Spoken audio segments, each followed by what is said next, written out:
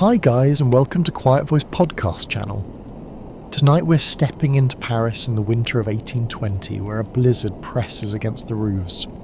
The river runs dark beneath the bridges, and every street lamp glows like a small golden star caught in the snow.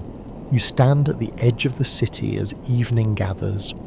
Snow turns slowly in the air, thick enough to hide distant towers and soften the hard lines of stone buildings. The wind moves between the houses with a low, steady murmur, carrying the smell of damp wool, chimney smoke, horse leather, and bread cooling behind closed shutters. So, before you settle into the story, take a moment to like the video and subscribe, and while the snow begins to gather around your boots, share in the comments where you are listening from, and what time it is there. Perhaps your own night is warm and still, perhaps rain taps your window, or perhaps winter has followed you too. Now it's time to rest. You begin near the river, where Paris seems to breathe more slowly beneath the storm. The water is almost invisible, a black ribbon moving under bridges that are already turning white. Snow settles on the stone rails, on the shoulders of statues, and along the narrow paths where workers hurry home with collars raised against the cold. A carriage passes with great difficulty. Its wheels grind through slush, and the horse lowers its head as though deeply offended by the weather. The driver snaps the reins with more hope than authority. Paris may enjoy elegance, ceremony, and polished manners, but a blizzard does not care about any of that.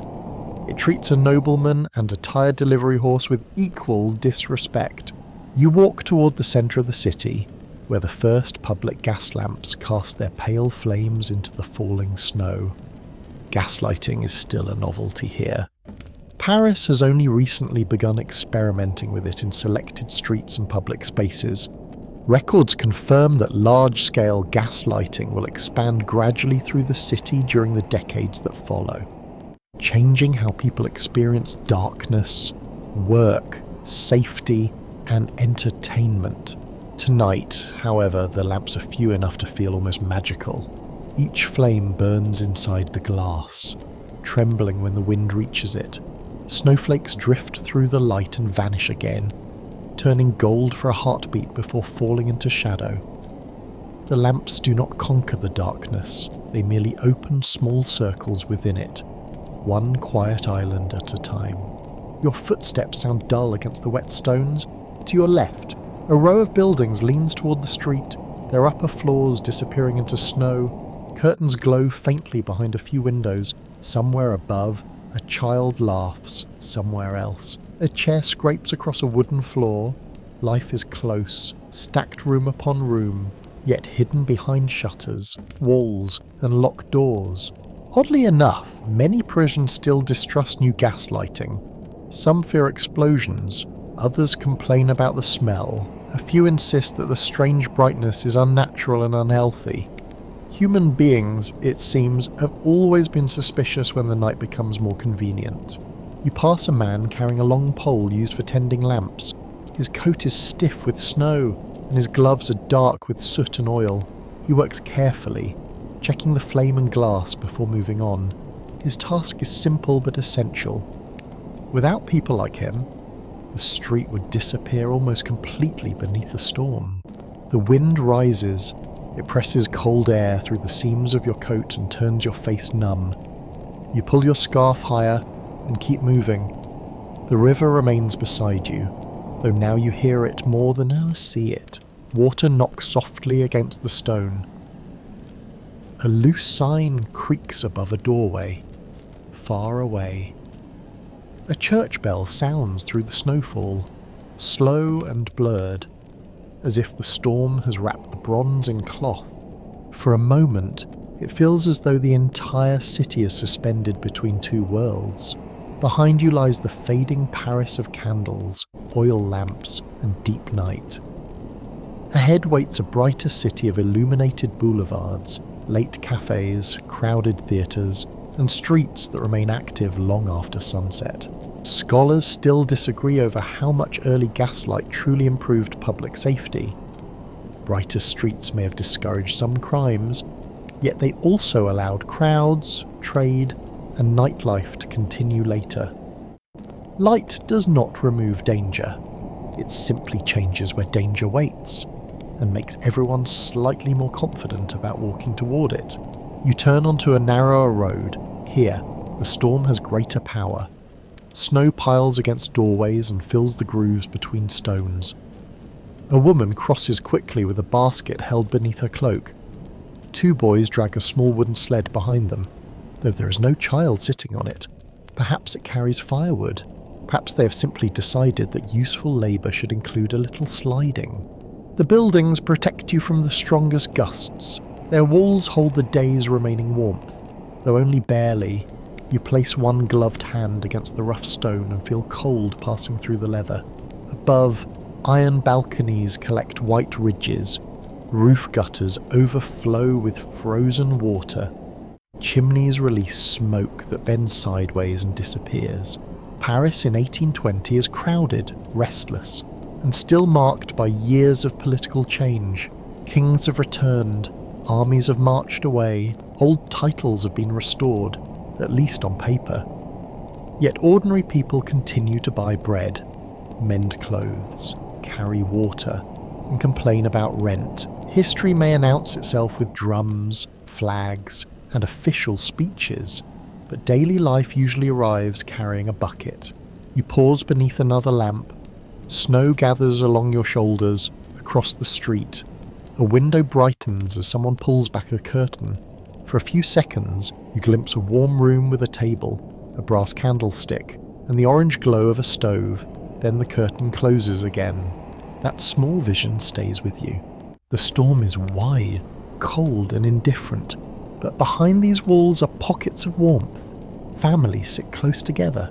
Servants climb narrow stairs. Soup simmers. Boots dry by fires. Letters are read loud. Someone complains that the room is too warm, proving that comfort quickly becomes ungrateful. You continue beneath the lamps, following their golden path while snow covers the city around you.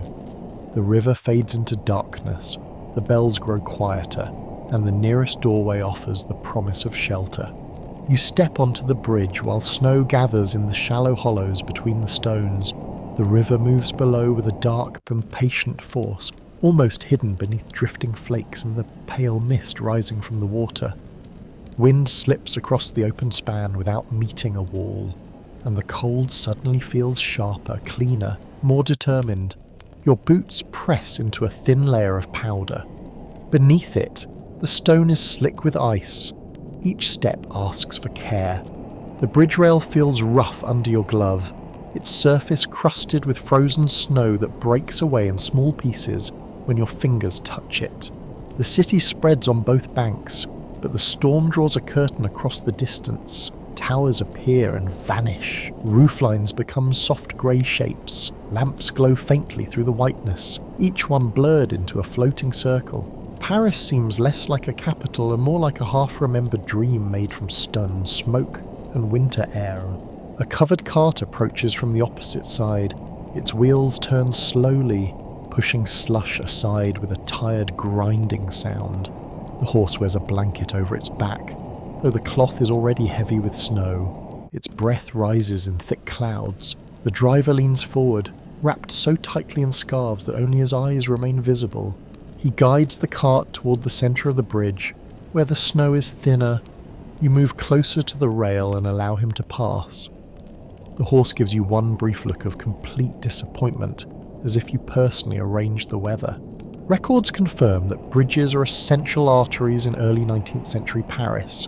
They carry food, fuel, workers, soldiers, messages, and market goods across the river. A single blocked crossing can disturb whole neighbourhoods. During severe winter weather, the simple act of moving from one bank to the other becomes a test of animals, wheels, patience, and balance. You hear the river beneath you. It strikes the supports with a hollow sound, then slides onward into darkness. Small pieces of ice drift near the banks, turning slowly in the current. The water is not fully frozen, but winter has tightened its grip along the edges. A lantern appears through the snow. A man walks toward you carrying a basket under one arm. The lantern swings from his other hand, throwing unsteady light across his boots. He wears a broad hat bent low over his face. As he passes, you catch the smell of wet rope and river fish. He may be returning from work near the quays, where boats unload goods even during harsh weather. The river remains one of the great working roads of the city. Wood, grain, wine, stone, and countless other necessities arrive by water. The grand buildings of Paris depend on labour that is often cold, damp, and almost invisible. Along the quay, warehouses crouch behind closed gates. Snow gathers on the barrels left beneath awnings. A crane stands motionless against the pale sky, its rope tapping softly against a wooden beam. The storm quiets the machinery of commerce, but it does not erase it. Beneath tarpaulins and locked doors, tomorrow's work waits in darkness. A curious footnote survives in many winter accounts from European cities.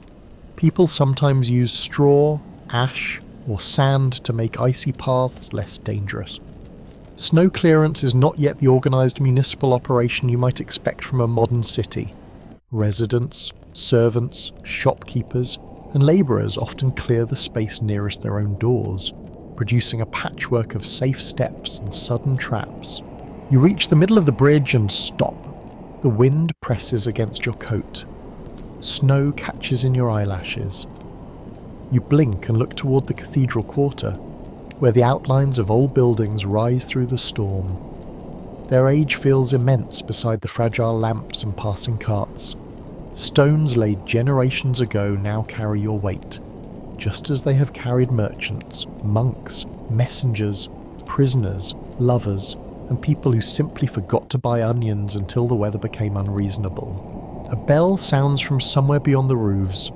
The note travels across the river, deep and slow. Another bell answers from a different direction. Their tones overlap, then fade into the snow. In a city without watches in every pocket, bells shape the rhythm of the day. They mark worship, work, danger, ceremony, and time. Yet in a storm, sound behaves strangely. Wind can carry a bell far across open water or swallow it between close buildings. You may hear a tower that seems nearby, only to discover it stands several streets away. No agreement has been reached on whether winter storms regularly transformed social boundaries in the city or merely made them more visible. Some historians argue that severe weather forced rich and poor into shared dependence on fuel, transport, food supply, and public labour. Others note that wealth still purchased stronger walls, better clothing, private carriages, and servants who faced the cold on someone else's behalf. You continue toward the far bank. Near the bridge entrance, two workers shovel heavy snow from the roadway. Their wooden tools scrape against stone. One man pushes the snow toward the river, while the other spreads dark grit over the exposed surface. Their coats are patched, and their movements are steady rather than hurried. They understand that rushing on ice is merely a creative method of falling down. A woman waits beside a handcart while they clear a narrow passage. Her cart holds bundles of kindling covered with sacking. She stamps her feet and rubs her hands together. Kindling is ordinary, but tonight it is precious. Every apartment stove and kitchen hearth demands fuel, and each bundle represents a little more warmth behind a closed door.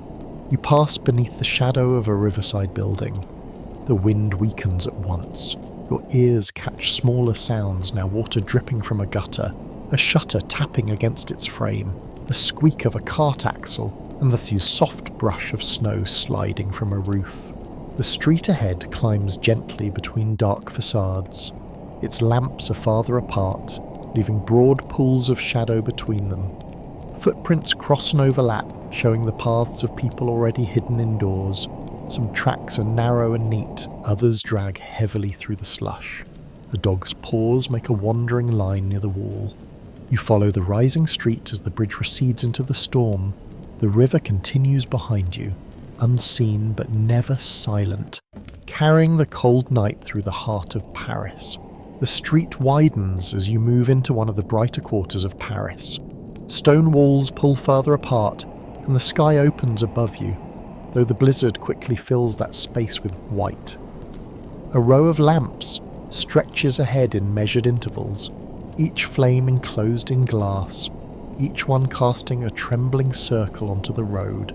You notice the difference at once. In the darker lanes, people appear suddenly and vanish just as quickly. Here, figures remain visible for several steps. A woman in a dark cloak crosses from one pool of light to another. A servant carries a covered dish beneath his coat. Two men stand beneath an awning, speaking with the solemn expressions of people who probably have nowhere warm to be and would rather pretend otherwise. The gas lamps do not shine with the clear brightness you know from modern streets. Their light is softer, yellower, and less steady. Moisture gathers on the glass. Snow clings to the metal frames. Every flame seems to breathe as the wind circles the posts. You walk slowly, letting your eyes adjust to the pattern of brightness and shadow. The street looks almost like a stage. Doorways become entrances. Passing carriages seem to arrive on cue. The snowfall catches the light and turns every ordinary movement into something grander than it truly is. Gaslighting begins changing European cities during the early 19th century, first in factories, workshops, theatres, and selected public spaces. Records confirm that Paris experiments with gas illumination before it becomes widespread across the city. The process is gradual, visual, expensive, and often controversial, yet it marks a major shift in urban life. Light extends the useful day. Shopkeepers can remain open longer, theatre crowds can leave performances with greater confidence, workers can move through certain streets after sunset, cafes can keep serving customers who have no urgent desire to go home. This last group naturally proves surprisingly important to the economy. You pass a lamp standing near a broad entrance. A metal pipe runs beneath the street, carrying gas towards the flame. Somewhere beyond the visible road lies a network of production, storage, maintenance, and risk.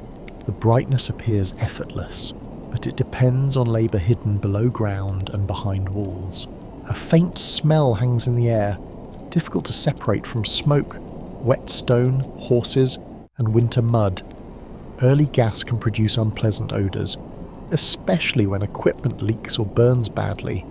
Residents complain that the lamps stain ceilings, damage furnishings, or make rooms feel unhealthy. Others praise them as signs of progress. One scandalous aside concerns the fear that gas pipes might turn entire neighbourhoods into traps. Rumours spread easily when a new invention is invisible, flammable, and buried beneath your feet. Some Parisians imagine explosions waiting under every paving stone. The fact that most paving stones remain perfectly calm does little to comfort them.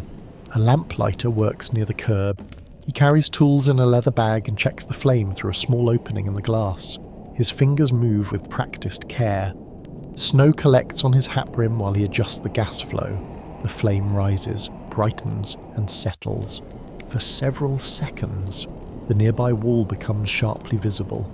You see chipped plaster, a faded notice, and old rain marks running down the stone. Light reveals beauty, but it also reveals repairs that landlords have been hoping no one would notice. A carriage rolls past, its own lanterns shining on either side.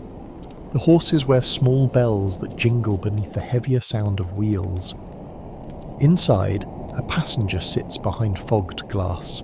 The face is impossible to see, only the outline of a hat and one gloved hand resting near the window. Gaslight changes how people look at one another. It creates longer moments of recognition. Clothing, gestures, and expressions become easier to judge.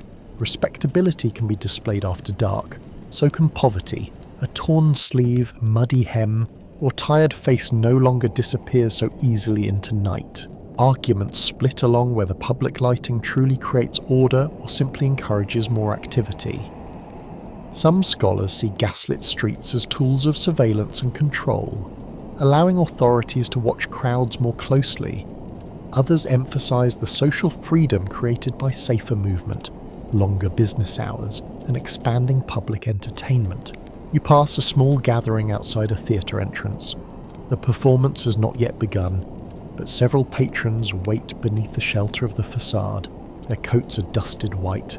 A man removes his hat and shakes it, sending snow onto the boots of the person beside him. The offended glance is brief but magnificent. Posters cling to the wall behind them.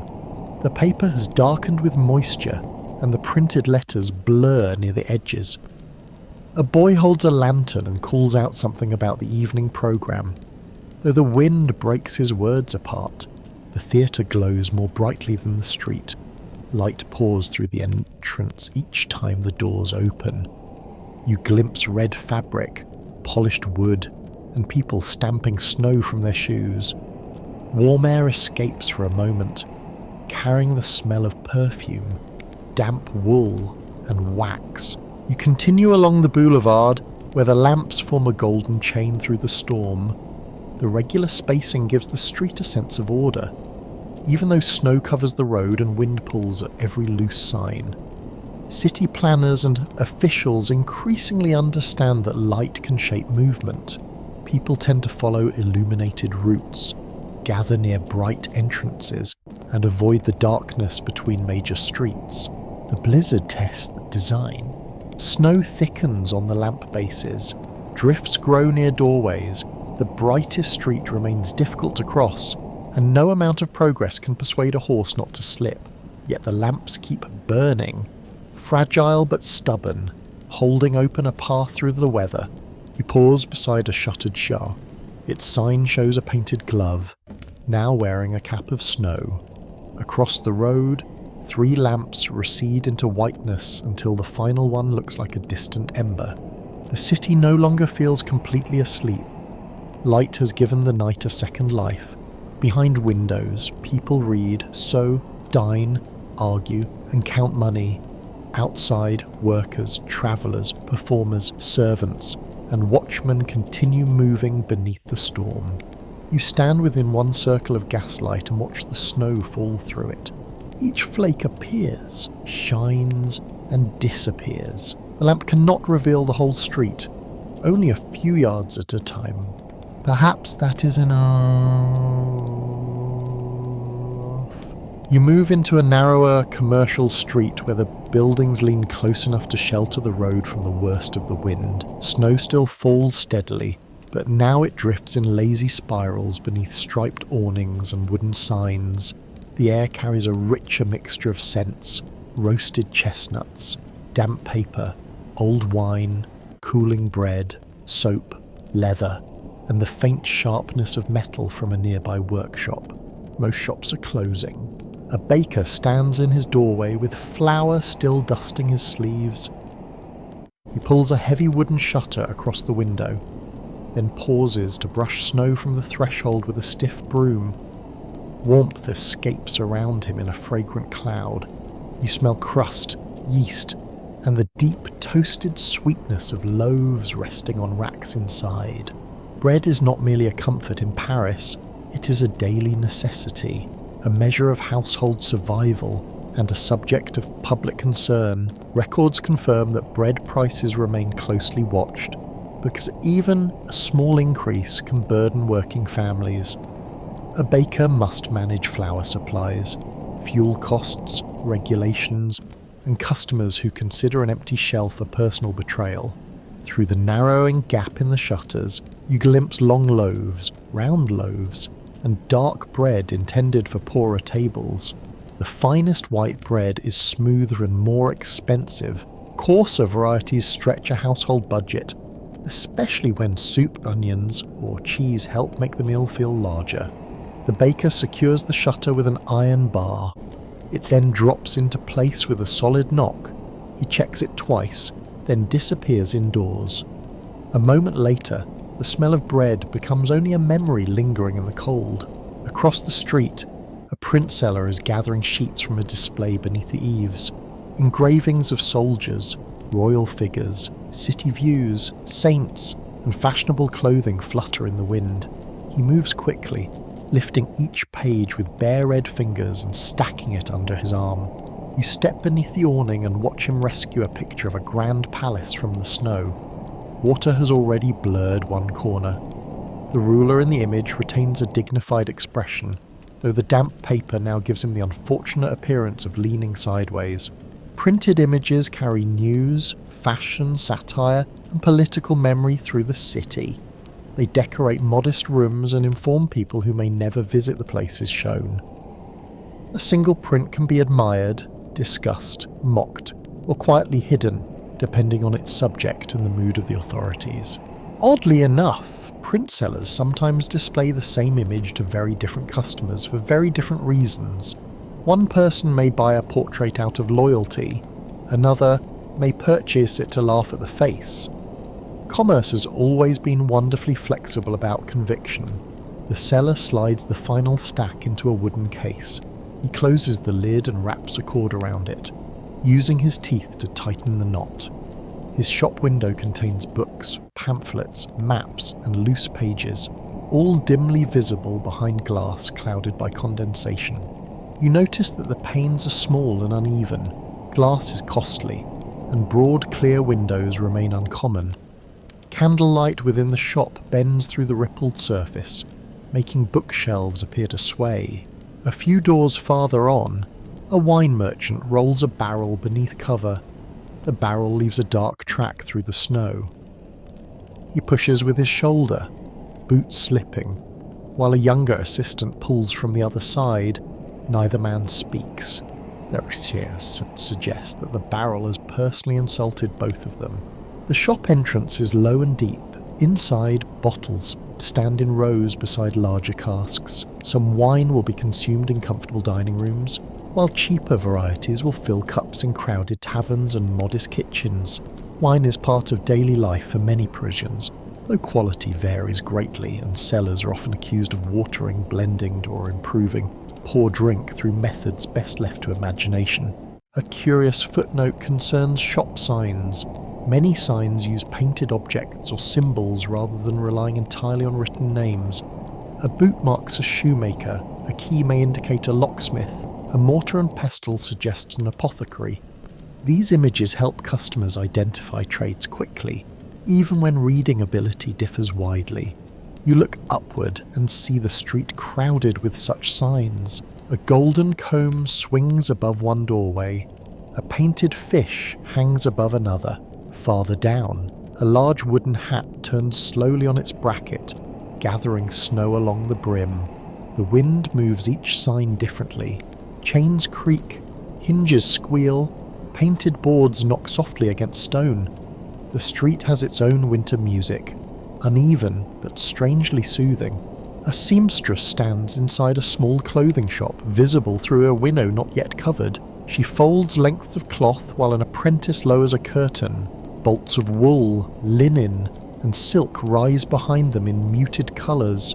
A single lamp illuminates needles, scissors, ribbons, and a measuring tape curled on the table. Clothing work fills many urban homes and workshops. Women sew, mend, trim, wash, and alter garments for clients whose social standing can often be read from fabric alone. Fine clothes display wealth, but they also require constant labour. A fashionable sleeve does not remain fashionable by itself. Someone must stitch it, press it, repair it, and pretend not to judge its owner. Scholars remain divided on whether small shops offer meaningful independence to urban families or bind them more tightly to debt. Rent, suppliers, and unstable demand. Some emphasize the pride and skill of family businesses. Others point to long hours, narrow profit, and the constant danger of illness or bad weather destroying a season of trade. The storm makes that danger visible. Fewer customers linger outside, deliveries arrive late or not at all. Snow blocks side streets and slows carts carrying food, cloth, paper, fuel, and tools. A merchant with shelves full of luxury goods may still struggle if no one can reach the door. You pass a soap cellar whose window displays pale bars arranged like bricks. Beside them sit brushes, combs, scented waters, and small jars. The owner lifts each item from view and places it into a cabinet. His assistant wipes moisture from the inside of the glass with a cloth. Farther along, a locksmith pulls down a shutter while sparks glow within the workshop. The heat of the forge rolls briefly into the street. You feel it against your face, sudden and welcome. Iron tools hang from the walls, and unfinished keys lie on a bench. One by one, the street closes itself. Bolts slide into sockets. Curtains fall. Lamps move away from windows. Voices retreat deeper indoors. The public face of trade disappears behind wood and iron, leaving only signs, snow, and the faint glow leaking through cracks. You continue between the shuttered doors as the commercial street grows quiet. The last merchant turns his key, tests the lock, and raises his collar against the wind around you. Paris withdraws from business and gathers itself into private rooms. You enter a tall apartment building through a heavy wooden door that closes behind you with a deep, muffled thud. The storm becomes distant at once. Wind still presses against the outer walls, but inside the air is warmer, close, and filled with the smells of wax, damp coats, boiled vegetables, coal smoke, and old timber. A porter sits near the entrance in a small room with a narrow window facing the street. He keeps watch over everyone who comes and goes. His desk holds a ledger, several keys, a candle, and a cup that may once have contained something hot. He looks up as you step inside, studies your coat, your boots, and your purpose, then gives a small nod. The porter knows the building in a way no tenant ever can. He knows which family receives too many visitors, which servant returns late, which landlord delays repairs, and which resident insists that every creak in the night is a thief. He receives messages, directs deliveries, opens doors, settles minor disputes, and quietly notices nearly everything. Records confirm that many Paris apartment buildings organise social rank by floor.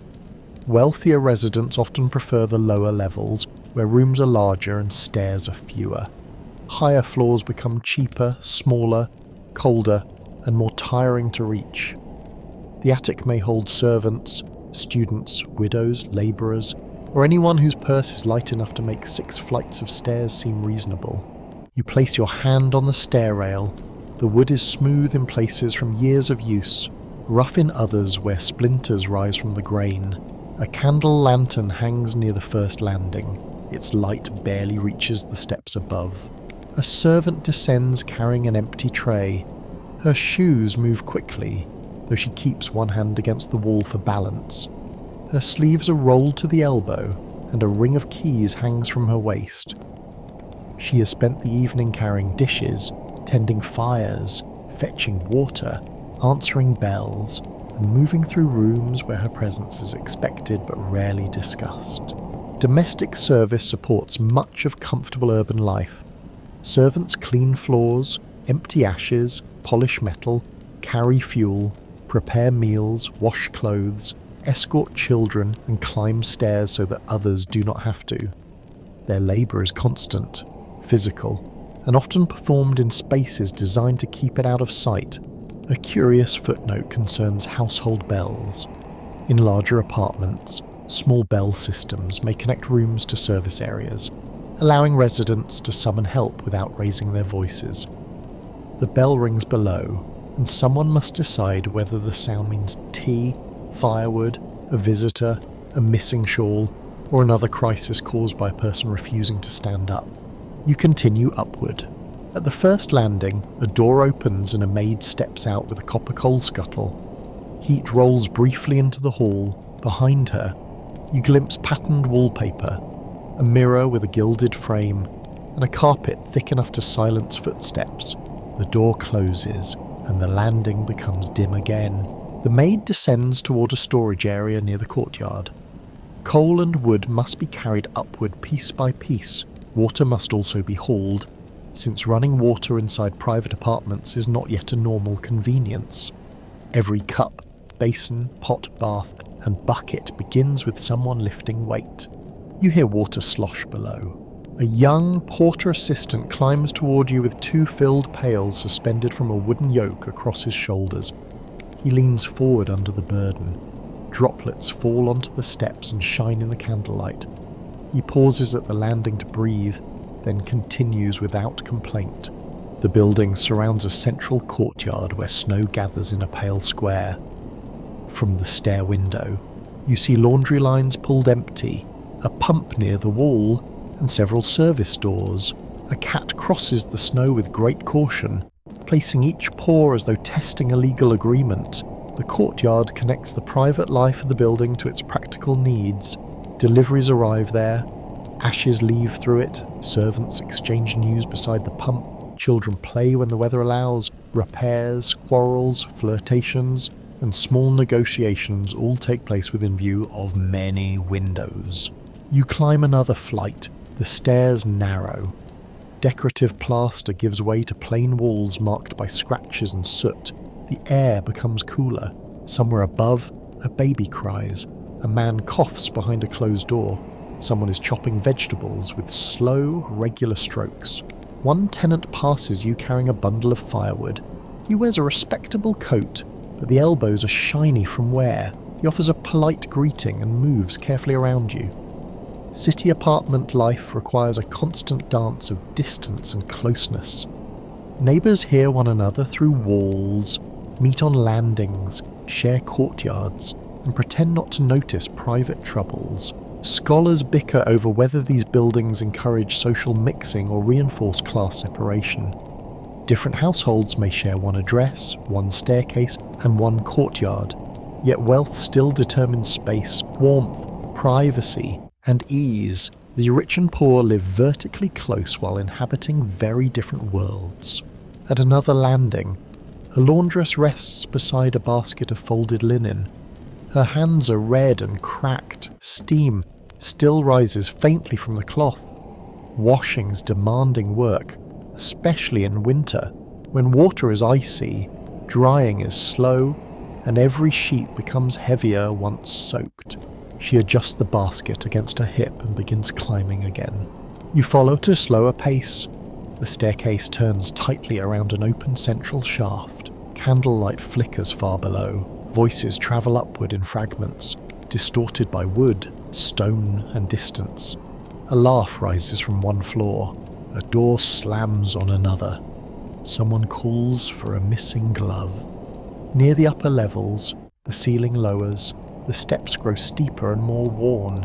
A servant boy sits briefly beside a stack of kindling, rubbing his ankle. He cannot rest long. A bell rings somewhere beneath him, thin but insistent. He stands with the expression of a person who has been personally betrayed by sound. The highest corridor smells of dust, onions, and cold plaster. Small doors line the wall. These rooms are cheaper and exposed to the weather. Snow presses close against the roof. Heat from lower apartments does not reach far, though sometimes smoke and noise do. You stop near a narrow window, through the frosted glass. Paris stretches beyond the rooftops in a blur of chimneys and white air. Inside the building, dozens of lives rise one above another, connected by stairs and separated by money, duty, walls, and doors. The porter watches below. Servants move between floors. Tenants settle into rooms shaped by their means. The building stands like a small city turned upright, and every step carries the weight of someone else's comfort. You enter a small apartment where warmth gathers close to the floor and shadows rest in the corners. The door closes with a soft click, shutting out the draft from the corridor. At once, your face begins to loosen from the cold, and the numbness in your fingers gives way to a faint, prickling ache. The room is modest, but every object has been placed with care. A cast-iron stove stands near the inner wall. Its surface gives off a steady heat, and the metal ticks quietly as it expands. A kettle rests on the top, releasing a thin ribbon of steam. The air smells of coal, dried herbs, wool, and a little beeswax from the candle burning on the table. You remove your gloves and hold your hands toward the stove. The heat feels almost too strong at first. You turn your palms, then your wrists, letting warmth return slowly. Snow melts along the edge of your coat and darkens the floorboards beneath you. The apartment contains one main room, a small sleeping space, and a narrow corner used for cooking, There is no wasted area. A table serves for meals, sewing, writing, and household accounts. A chest holds clothes, linens, letters, and whatever else must be protected from dust or curious visitors. Hooks along the wall carry coats, baskets, and a folded apron. Records confirm that many urban families live in compact rented rooms, often combining work and domestic life in the same space. A tailor may sew beside the bed. A clerk may copy documents at the dining table. A widow may take in mending while soup simmers only a few steps away. Privacy exists, but it is measured carefully. You move closer to the table. A wool cloth covers its scratched surface. 2 cups stand beside a small loaf and a covered bowl. A brass candlestick reflects the flame in soft golden curves. The light is not bright enough to reach every corner, yet it makes the centre of the room feel secure. The window is protected by heavy curtains lined with older fabric. They do not fit perfectly. Cold air slips through a narrow gap and stirs the nearest edge. Someone has placed a rolled blanket along the sill to block the draft. This simple trick matters. Heating a room is expensive. Fuel must be purchased, carried, stored, and used with caution. A household may warm only one space and keep doors closed to preserve the heat. Bedrooms can remain bitterly cold, especially near roofs or outer walls. Getting into bed may require courage, planning, and several blankets with respectable thickness. Oddly enough, heated bricks or stones may be wrapped in cloth and placed beneath bedding. A bed warmer can also hold hot coals, though careless use brings obvious danger. Nothing ruins a peaceful winter night quite like discovering that the blanket is smoking. You notice a small metal pan near the stove, ready to warm the bed later. Its handle is long enough to slide beneath the covers without burning the person holding it. The object is practical, slightly alarming, and entirely normal. A woman sits beside the table repairing a sleeve. She draws the needle through dark cloth with small, exact movements. Her thimble catches the candlelight. Beside her lies a basket of thread, buttons, scraps, and folded stockings awaiting attention. Clothing is too valuable to discard lightly. Garments are altered, patched, handed down, and remade. A worn coat may become a shorter jacket. A damaged dress may provide fabric for a child. Even small pieces find new purpose as lining, ties, cleaning cloths, or padding. The woman holds the sleeve closer to the flame, narrows her eyes in and continues. The storm is invisible behind the curtains, but you hear it pressing against the window. Snow taps the glass in dry bursts. The frame creaks under the wind. A child sits on a low stool near the stove, reading from a small book. The pages are worn, and one corner has been repaired with thread. He moves his lips silently over each line. From time to time, he looks toward the kettle, as if expecting it to provide a more interesting education. The room carries the gentle sounds of occupation. Needle through cloth, page against page, water beginning to stir, coals settling within the stove, a spoon touching the edge of a cup. No agreement has been reached on whether rising domestic comfort in this period should be understood mainly as material progress, or as a new pressure to display respectability. Some scholars emphasize better furnishings, improved heating devices, and growing attention to private family life. Others observe that keeping a tidy, comfortable home requires time, money, and labour that many households can barely spare. You look around again. The wallpaper has faded unevenly where sunlight reaches it in better weather. A framed print hangs above the chest. It shows a peaceful country landscape, green fields beneath a wide summer sky. In this storm, the picture seems almost mischievous. A small clock stands on a shelf, though it has stopped several minutes slow. Its wooden case is polished. Beside it rests a porcelain figure with one chipped hand. Such objects give the room character. They may be gifts, inherited pieces, or modest purchases saved for over many months. Comfort is not simply heat. It is familiarity. It is knowing where the cup is kept, which floorboard complains, how the curtain must be tucked, and how long the kettle takes to boil. It is the shape of a chair worn smooth by the same body evening after evening. You sit in that chair and feel the cushion settle beneath you. The arms are narrow, but the back supports your shoulders. A folded blanket lies within reach. You pull it across your knees and feel the rough wool catch against your clothes. The kettle begins to sing. Steam clouds the nearby wall. The woman sets down her sewing and pours hot water into the cups. She adds dried leaves and a spoonful of something sweet to one of them. The scent rises slowly, warm and herbal. Outside, the apartment building may seem dark and severe. Inside this room, every small decision protects life from winter. Curtains guard the glass. Fuel feeds the stove. Thread restores the sleeve. A blanket holds the heat your body has made. The space is not grand, but it asks nothing more from you than stillness. You listen to the storm through walls that now feel thick enough. Candlelight rests on the table. The stove glows behind its iron door. Your hands are warm. Your coat begins to dry. And the room gathers quietly around you, like a shelter built from ordinary things.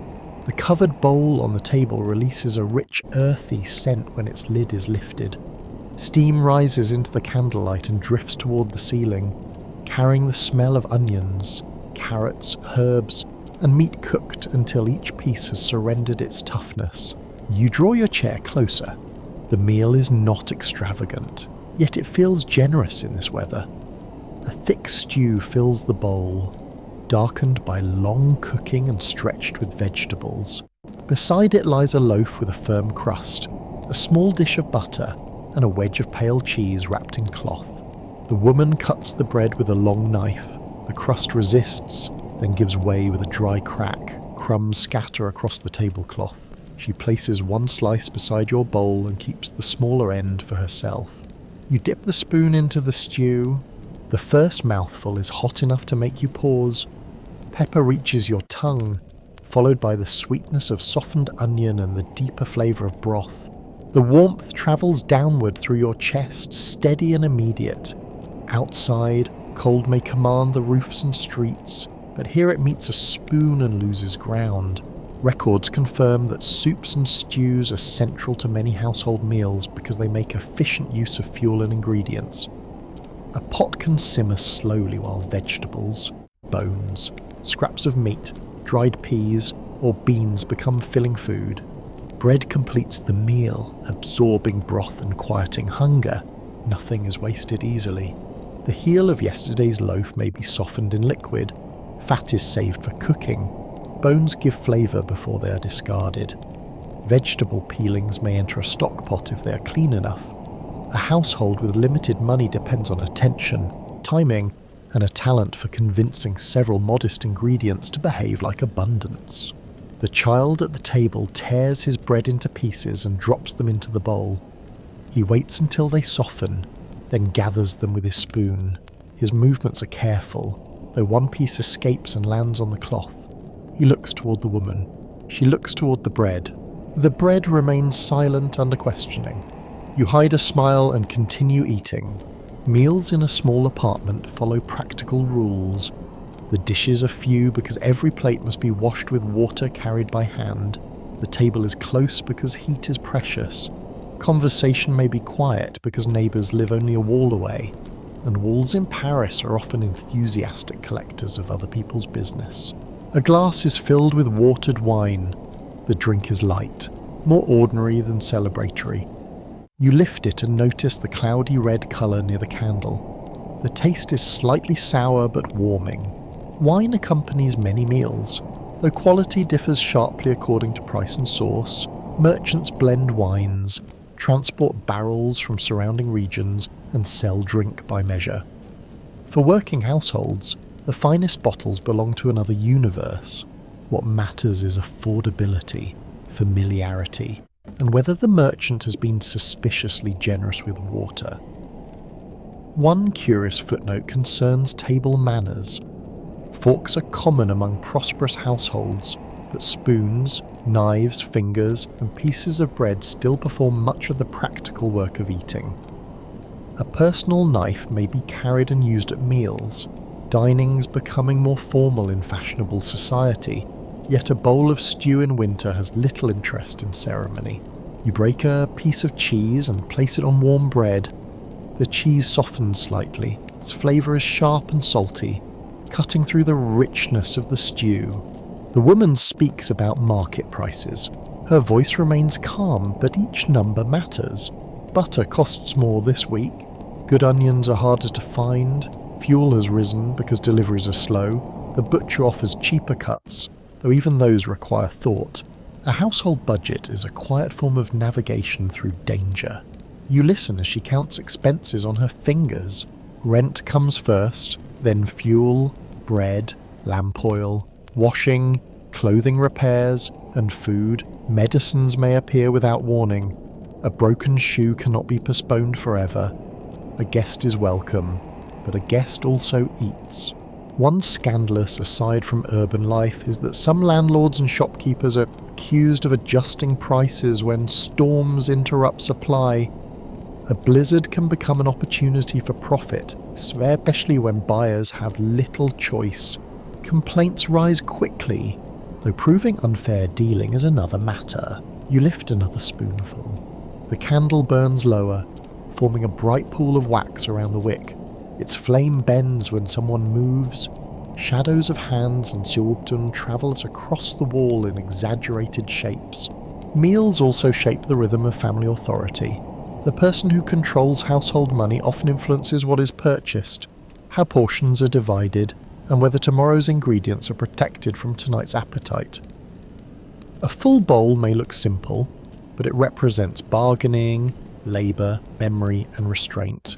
Scholars remain divided over whether food habits in early 19th century Paris reveal stronger family unity or sharper inequality within households. Some argue that shared meals reinforce belonging and mutual care. Others note that servants, women, children, and labourers may receive smaller portions, eat later, or accept whatever remains after higher status diners are served. You notice that the woman serves herself last.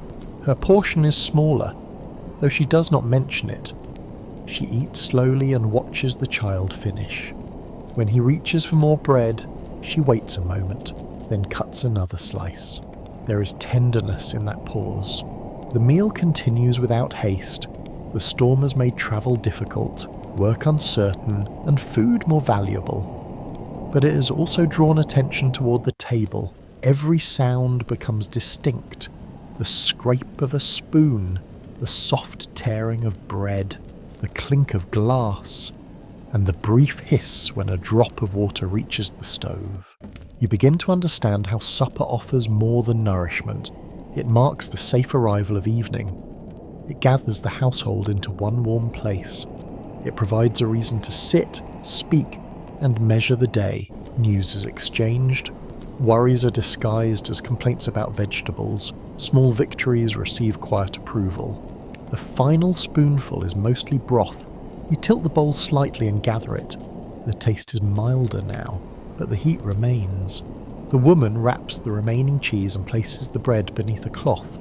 A little stew stays in the pot for morning. The child receives the last crust, which he chews with great seriousness. You rest your hands around the warm cup. The table is untidy with crumbs, stained spoons, and folded napkins, yet the disorder feels peaceful. Nothing here is arranged for display. The meal has done its work. Hunger has softened. The room has grown quieter. Beyond the curtained window, winter may continue its long argument with the city, but around this table, the answer is simple: another bowl, another slice, another careful flame kept alive through the night. Your gaze settles on the room itself, now that the meal has ended and the table has grown still. Warmth has softened the air, and every surface seems to hold a small part of the household's character. The walls are covered with patterned paper in muted green and cream. Near the stove, the colours have darkened from heat and smoke. In one corner, a seam has begun to peel away, revealing rough plaster beneath. Someone has pressed it back with care, though the repair is visible when the candlelight shifts. Wallpaper carries more meaning than decoration alone. It can suggest taste, aspiration, and the wish to separate a private room from the grey stone of the city. Even a modest pattern makes the walls feel finished. It tells the visitor that this is not merely a rented space, it is a home arranged by people who want beauty within their reach. Records confirm that printed wallpaper becomes increasingly available during the late 18th and early 19th centuries. New methods allow repeating patterns to be produced more efficiently, though fine papers remain expensive. Middle-class households often choose simpler designs that imitate richer fabrics, painted panels, or fashionable natural forms. You move closer to the wall. The pattern shows small leaves connected by curling stems. No two sections match perfectly where the paper has been joined. One strip sits slightly higher than the next. The mistake is minor, but once seen, it is difficult to ignore. Human eyes are wonderfully skilled at finding the one crooked line in an otherwise peaceful room. A framed picture hangs above a chest of drawers. The frame is wood painted to resemble gilt. From a distance, it looks luxurious. Up close, one corner shows a thin crack where the paint has flaked away. The picture itself shows a calm landscape with a cottage, a tree band and a narrow road leading toward distant hills. Such images offer a quiet escape from urban noise.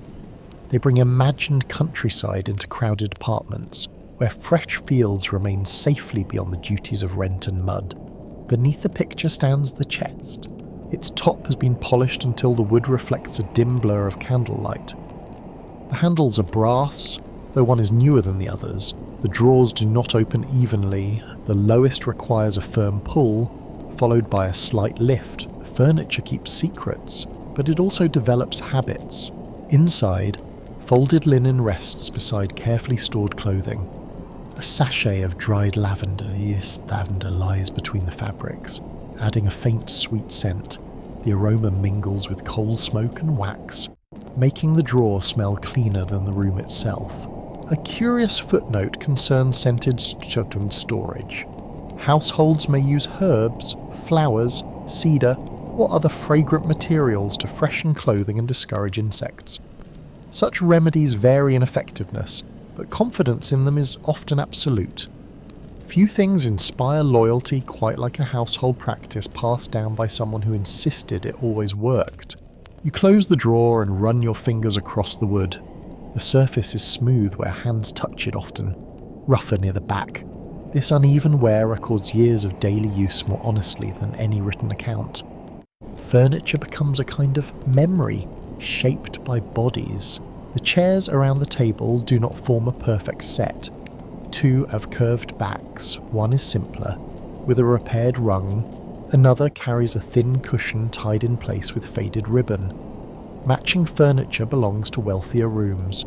Here, usefulness has gathered pieces from different times and origins. One chair may have been inherited, another may have been purchased second-hand. A third may have arrived as part of a marriage arrangement, a family gift, or a debt settled without coin. Objects move through generations, especially when they are durable. A table can outlive the person who chose it. A chest can travel from one apartment to another. A blanket can pass from parent to child until its original colour becomes a matter of family debate. You touch the curtain near the window.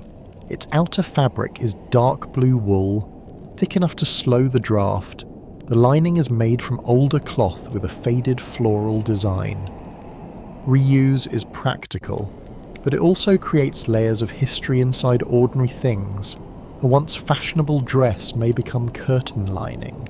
A worn curtain may later become cleaning cloths or padding. Textiles are among the most valuable possessions in many households. They require labour to spin, weave, dye, cut, sew, wash, mend, and preserve. Even when industrial production begins lowering some costs, good cloth remains worth protecting. The curtain feels coarse beneath your fingers. Near the bottom, the edge has been repaired with small stitches. Snow presses against the glass beyond it. but the fabric keeps the cold at a distance. Arguments split along whether changing domestic interiors represent genuine comfort or a growing culture of display. Some historians see rugs, wallpaper, framed prints, and upholstered furniture as signs that more households value privacy and personal expression. Others argue that these objects create new pressures to appear respectable, even when money is scarce. You glance down at the floor. A narrow rug lies beside the bed. Its colours are faded red and brown, and its fringe is uneven. The rug protects bare feet from cold boards in the morning. It also softens sound and gives the sleeping area a sense of separation. The bed stands behind a partial curtain. Its wooden frame is plain but sturdy. A feather mattress rests over a firmer base, covered by sheets, blankets, and a heavy quilt. The quilt is pieced from several fabrics, some bright, some worn. Each patch may come from an older garment, carrying traces of lives no visitor could recognize. The pillow is broad and slightly flattened. A nightcap rests beside it, folded neatly. Beside the bed stands a small table with a ceramic basin and pitcher. Water inside the pitcher will grow cold overnight.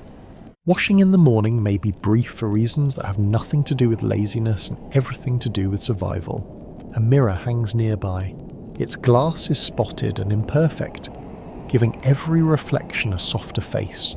You see yourself in it, blurred by age and dim light. The image seems almost flattering.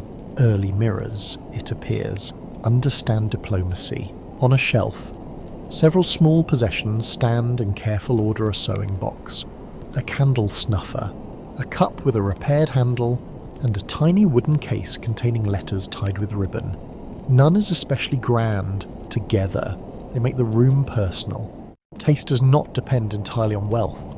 It appears in placement, colour, repair, and restraint. A polished surface, a folded cloth, a picture hung straight, or a sprig of dried flowers can transform a limited space. The room becomes an expression of attention. You sit once more and allow your eyes to travel across the walls, fabrics, and furniture. Nothing is perfect. The wallpaper peels, the rug fades, the chair creaks, the mirror spots every face with silver shadows. Yet the apartment holds together through care. Each object has been chosen, saved, repaired, or inherited. Every surface speaks quietly of use. The room does not impress through grandeur, it comforts through familiarity. Candlelight settles across the table, the chest, and the curtain folds. The storm remains outside, while the textures around you create a softer world made from wood, cloth, plaster, and patience. You sit quietly as the apartment settles into night, and the storm begins to reveal itself through sound rather than sight. The window is hidden behind its heavy curtain. The door is shut. The stove burns with a low red glow. Yet the city continues to enter the room in fragments, carried through glass, plaster, timber, chimney, and floor. A gust strikes the building. The shutters tremble in their frame, pause, then tremble again with a dry wooden rattle. Snow brushes the window in quick bursts, soft as handfuls of sand. Somewhere above, wind moves beneath the roof tiles and produces a long, hollow note. You listen.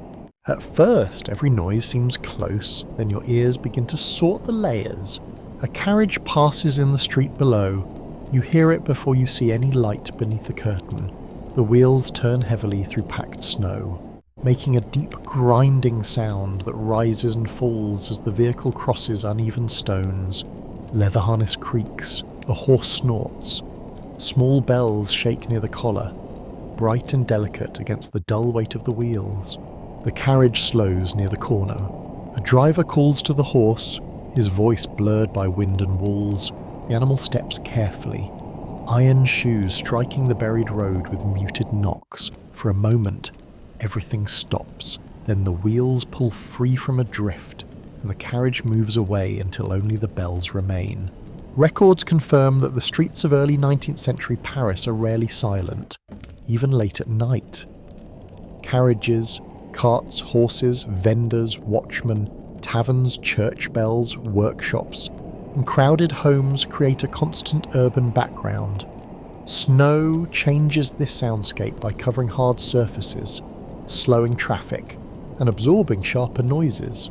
The storm makes the city quieter, but not empty. A door slams below. Boots cross the entrance hall. The porter speaks in a low voice, followed by the hurried answer of someone arriving late. You cannot distinguish the words. The tones are enough. One person is suspicious, the other is cold and has no patience for suspicion. Footsteps begin climbing the stairs. They sound heavy at first, then grow lighter as they rise. Each landing alters the rhythm. Step, pause, turn, step.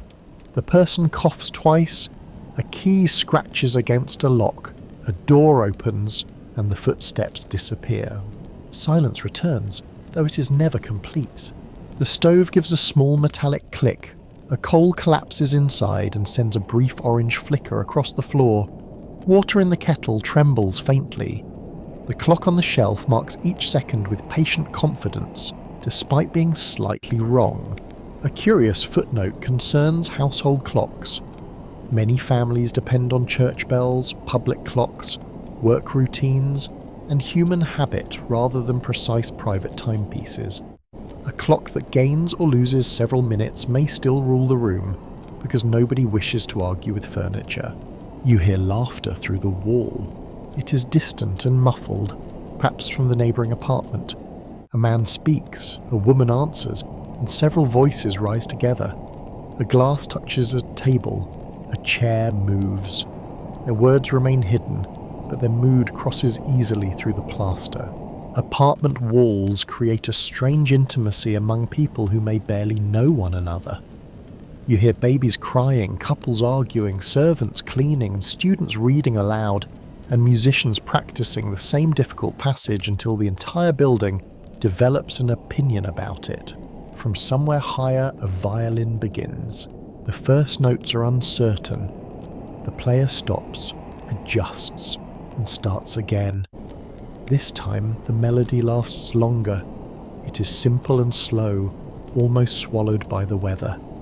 The sound travels down the stairwell, enters through cracks around the door, and hangs gently in the warm room. Out of the a sign swings on its bracket. You hear the chain tighten, release, and tighten again. Metal taps against stone. A loose shutter answers from across the street. The two noises continue at different tempos, forming a conversation no human being would choose, but one the night seems willing to tolerate. The storm adds its own steady foundation. Wind moves above the roofs with a broad rushing sound. At times it fades until only the violin remains. Then another gust arrives, pressing snow against windows and drawing a low whistle from the chimney. Scholars disagree over how urban noise affected sleep in crowded 19th century cities. Some suggest that residents adapted to familiar sounds and noticed only unusual disturbances. Others argue that bells, animals, neighbours, trade, and poor construction made uninterrupted rest difficult, especially for people living near busy streets or shared courtyards. You consider how quickly the mind learns its surroundings. A familiar floorboard creak becomes harmless. The regular passage of a cart becomes reassuring. A neighbour's cough becomes part of the building. Sleep may depend less on silence than on recognising what each sound means. A sudden crash breaks the calm. Something wooden has fallen in the street. A horse stamps. A man exclaims with impressive force, though the wall mercifully softens his language. Another voice answers. For several moments, there is scraping, lifting, and breathless complaint. Then the disturbance resolves itself. The horse moves on, the men depart, the road returns to snow and wind in. You relax your shoulders. Farther away, a church bell begins to ring. Each note arrives slowly through the storm. The first is clear, the second sounds softer. By the final stroke, the bell seems to come from another world entirely. Bells organise more than time. They announce worship, mourning, celebration, warning, and public ceremony. Their reach extends beyond walls and class. A wealthy household and a poor attic room hear the same hour, though they may greet it under very different blankets. The violin stops. For a moment, the absence of music feels louder than the music itself. Then a baby cries somewhere below. A woman murmurs. Water pours into a basin. A dog barks once in the courtyard and apparently decides that was sufficient. The apartment continues to breathe around you. Timber contracts in the cold, ash settles, fabric moves faintly near the window. Your own breathing joins the room, slow and warming. The city outside is crowded. Working, sleeping, drinking, arriving home, tending fires, and listening to the same storm from hundreds of different rooms. Each household receives only pieces of the larger night. You receive bells, wheels, footsteps, shutters, voices, and one unfinished violin melody. Together, they form the sound of Paris beneath snow, not Beeland, but softened enough that every distant noise seems wrapped in wool. A soft knock sounds from the landing. You turn toward the door as the woman rises from her chair. She opens it only a little at first, keeping one hand on the latch. A neighbour stands outside holding a covered dish and wearing a shawl over her nightclothes. Her cheeks are pink from the colder corridor. She speaks quietly. The family in the next apartment has more soup than they can finish, and the dish should not go to waste. This explanation is probably true. It is also a graceful way to offer help without making anyone feel poor. The woman accepts the dish with thanks. In return, she promises to send back a few candles when the weather clears. Nothing is written down, no account book appears. The exchange rests on memory, trust, and the careful balance of favours. You follow them onto the landing.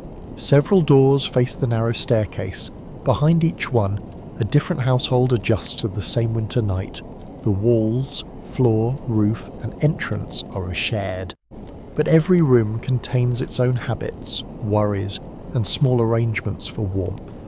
Records confirm that Paris is growing rapidly during the early 19th century, bringing people of varied occupations and incomes into close urban quarters.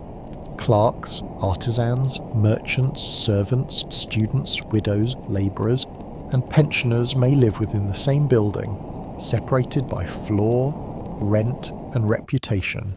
The nearest door opens. An older widow peers into the corridor with a candle in one hand. She wears a white cap tied beneath her chin and a wool robe buttoned to the throat. Her room behind her is narrow but orderly. A small stove burns near the wall, and several framed portraits rest on a shelf. She asks whether anyone has seen her cat. No one has. The widow is unconvinced by this answer. She believes the cat has entered another apartment in search of superior food, a theory supported by the animal's history. She calls its name softly, pauses, then listens. A faint scratching comes from beneath the staircase. The cat emerges with dust on its whiskers and the expression of someone returning from the important government business. The widow gathers it into her arms and returns indoors without thanking anyone, because the cat has clearly solved the matter itself. A curious footnote concerns animals in apartment life. Cats earn tolerance by hunting mice, while dogs offer alarm, companionship, and occasional disorder. Birds may be kept in small cages, adding song to rooms that overlook dark courtyards. City households often live closer to animals than modern ideas of tidy domestic space might suggest. Across the landing, a young clerk unlocks his door. Snow melts from the shoulders of his coat. He carries a leather case stuffed with papers and looks exhausted enough to sleep standing upright.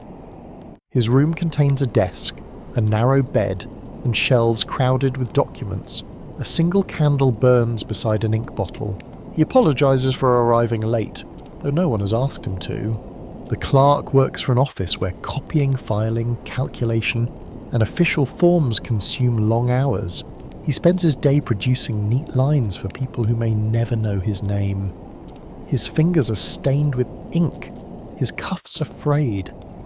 Respectability hangs on him carefully, like a coat that must last another season. He enters his room and sets the case down with visible relief. Higher on the staircase, two students lean over the rail. They share an attic room and have heard enough conversation to become interested.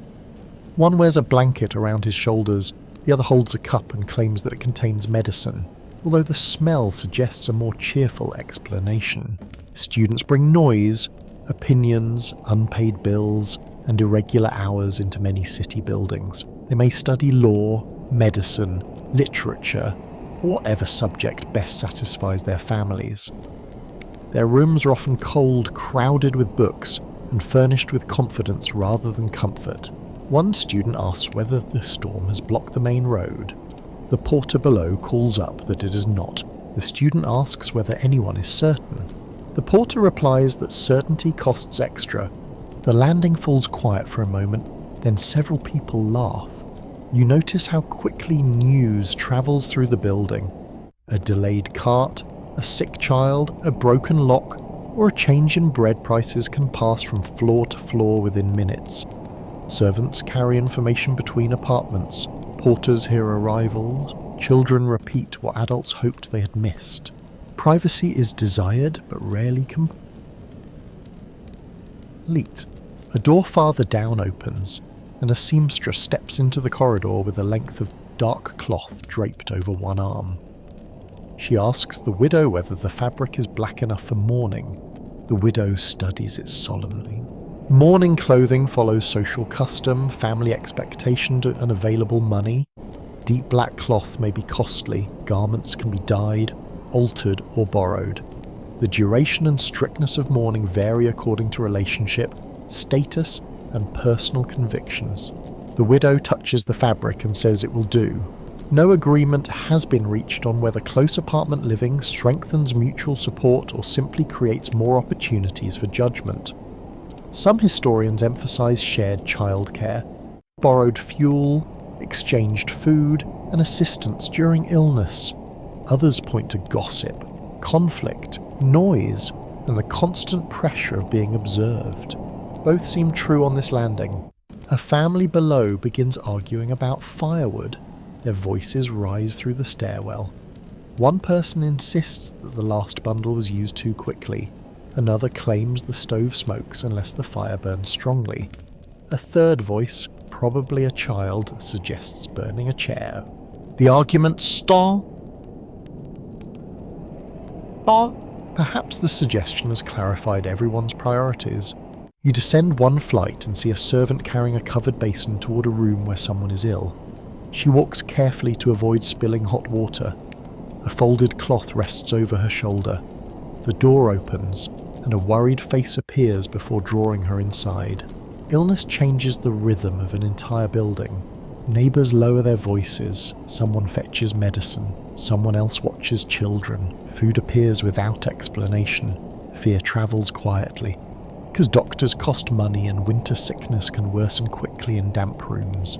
Near the courtyard window, two women speak in whispers. One offers to sit with the patient if the family needs rest. The other promises to bring broth at dawn. Their kindness is practical, not ceremonial. There are no speeches. No one declares a noble purpose. Help takes the form of a chair beside a bed, a pot on a stove, a borrowed blanket, or an hour of sleep granted to someone who's been awake too long. You pause midway between the doors. Around you, the building feels less like a stack of separate rooms and more like a net of fragile agreements. People borrow, lend, listen, complain, forgive, and remember. They may dislike one another on Monday and carry coal for one another on Tuesday. A lamp flickers near the stairs. The widow's cat watches from her doorway. The clerk bends over his papers. The students retreat toward their attic. The seamstress folds her mourning cloth. Behind another door, a sick person receives warm water. The storm presses equally against every window, but it does not enter every life in the same way. Some rooms hold abundance. Some hold worry. Some hold loneliness softened by the sound of neighbours only a few steps away.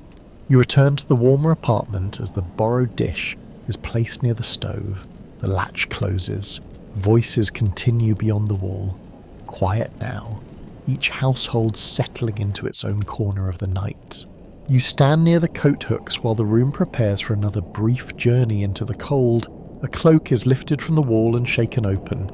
Its wool is thick, dark, and slightly rough beneath your fingers, with the lining worn smooth by years of use. Winter clothing in Paris is not merely decorative. It is architecture for the body. Every layer creates another wall against wind, snow, and damp air. A linen shirt lies closest to the skin. Over it come waistcoats, dresses, jackets, shawls and coats, stockings, gloves, and whatever else the household can afford. Warmth depends less on one miraculous garment than on several ordinary ones working together. You slide your arms into the cloak. The shoulders feel heavy, but the weight is reassuring. A broad collar rises around your neck. The fabric still holds a trace of chimney smoke and dried lavender from the chest where it was stored.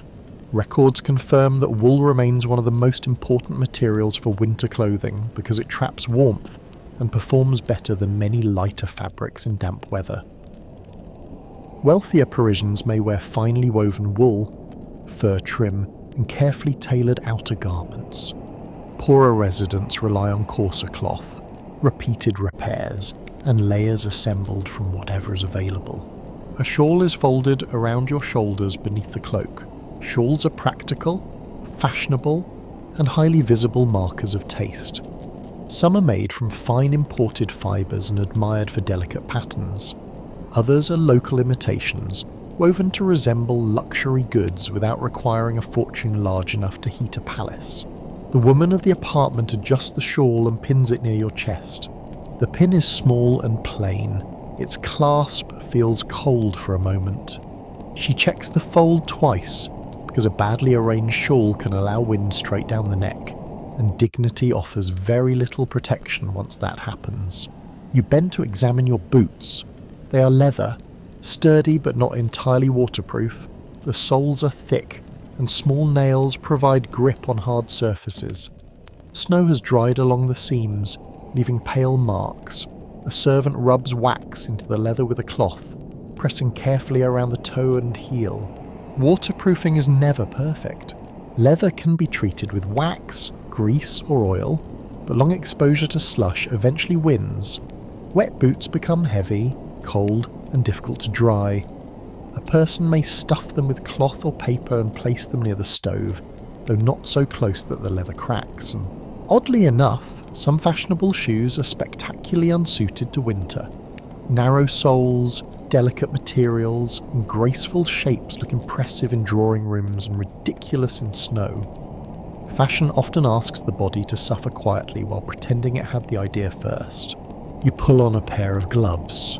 The fingers fit closely.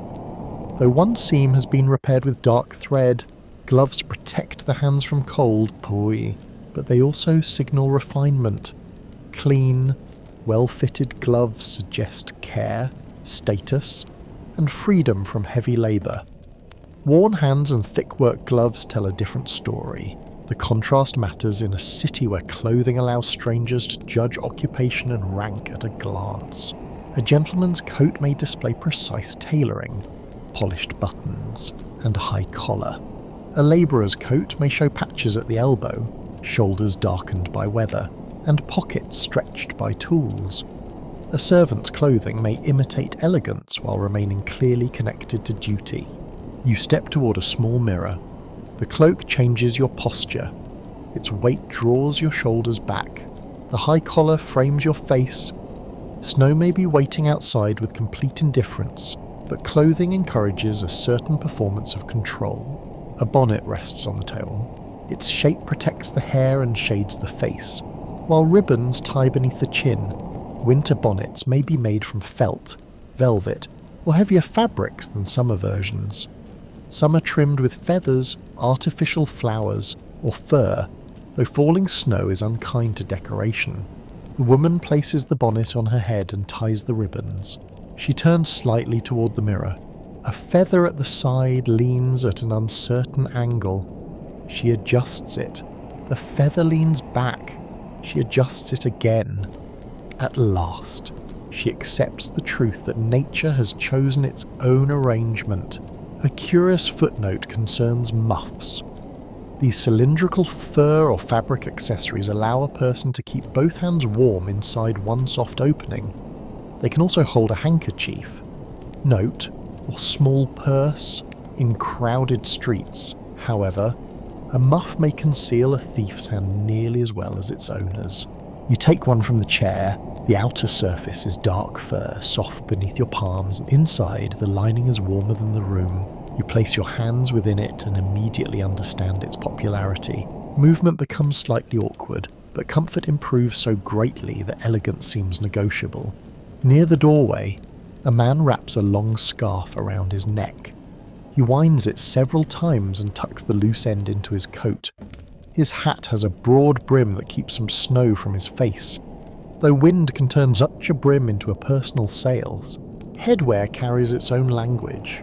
Tall hats suggest formality, caps suit labour and informal use, bonnets frame women's faces according to current fashion, fur hats offer warmth but may be expensive. Every choice balances weather, occupation, money, and the desire to appear respectable.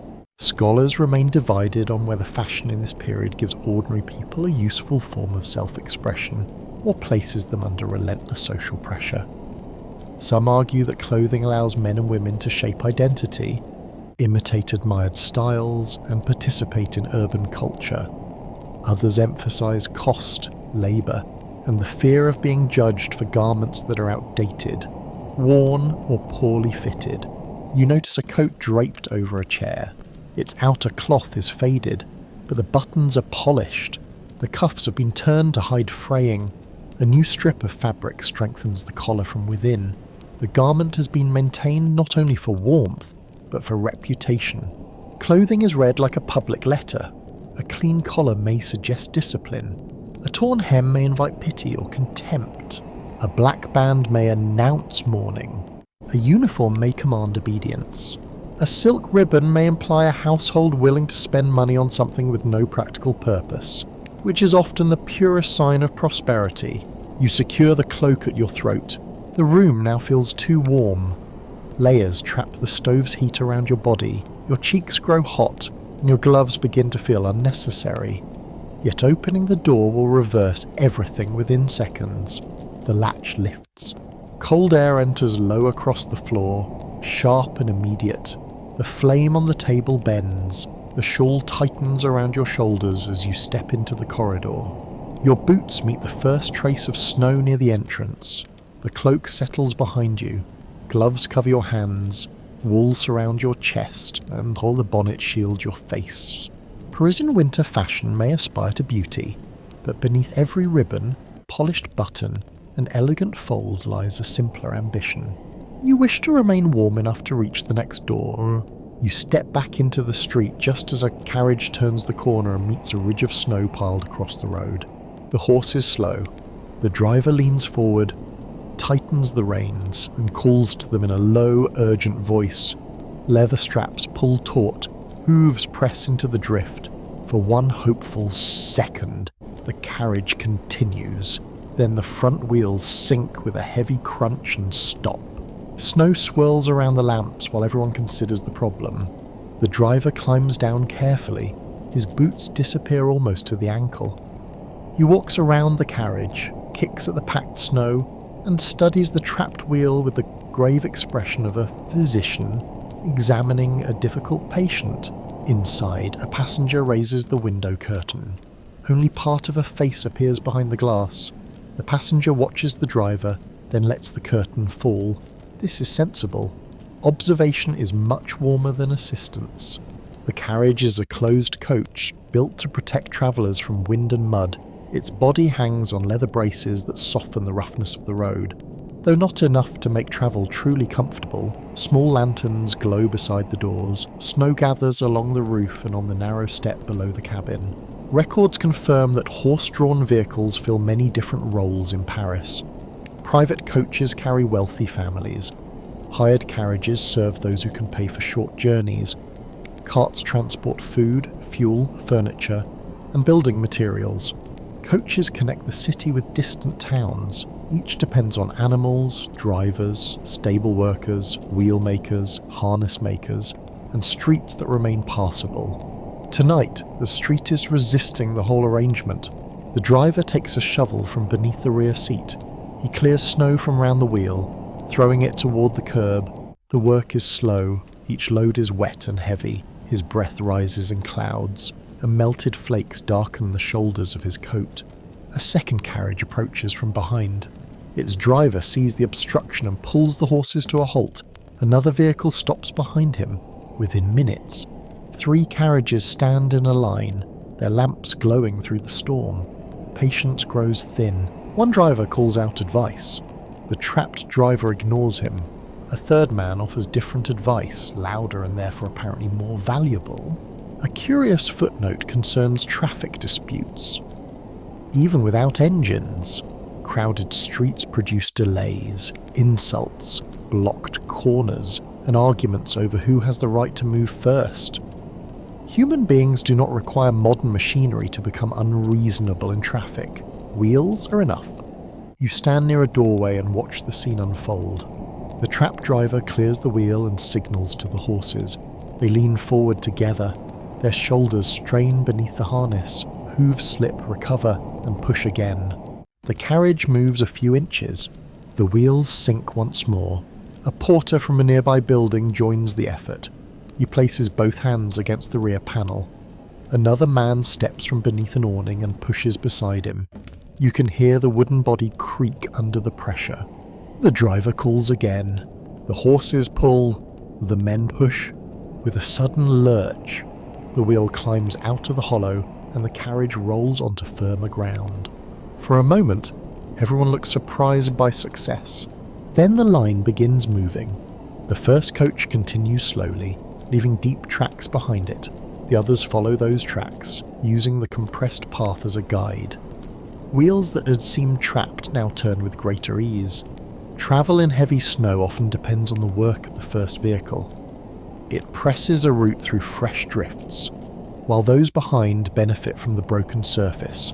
Of course, the first driver receives no medal. He receives cold feet and several opinions from strangers. You walk along the edge of the road. A lighter 2-wheel carriage passes, moving faster than seems wise. Its driver wears a fur cap and keeps his body low against the wind. The single horse pulls bravely, though the vehicle sways whenever one wheel enters deeper snow. Farther ahead, a delivery cart has tipped slightly toward the curb.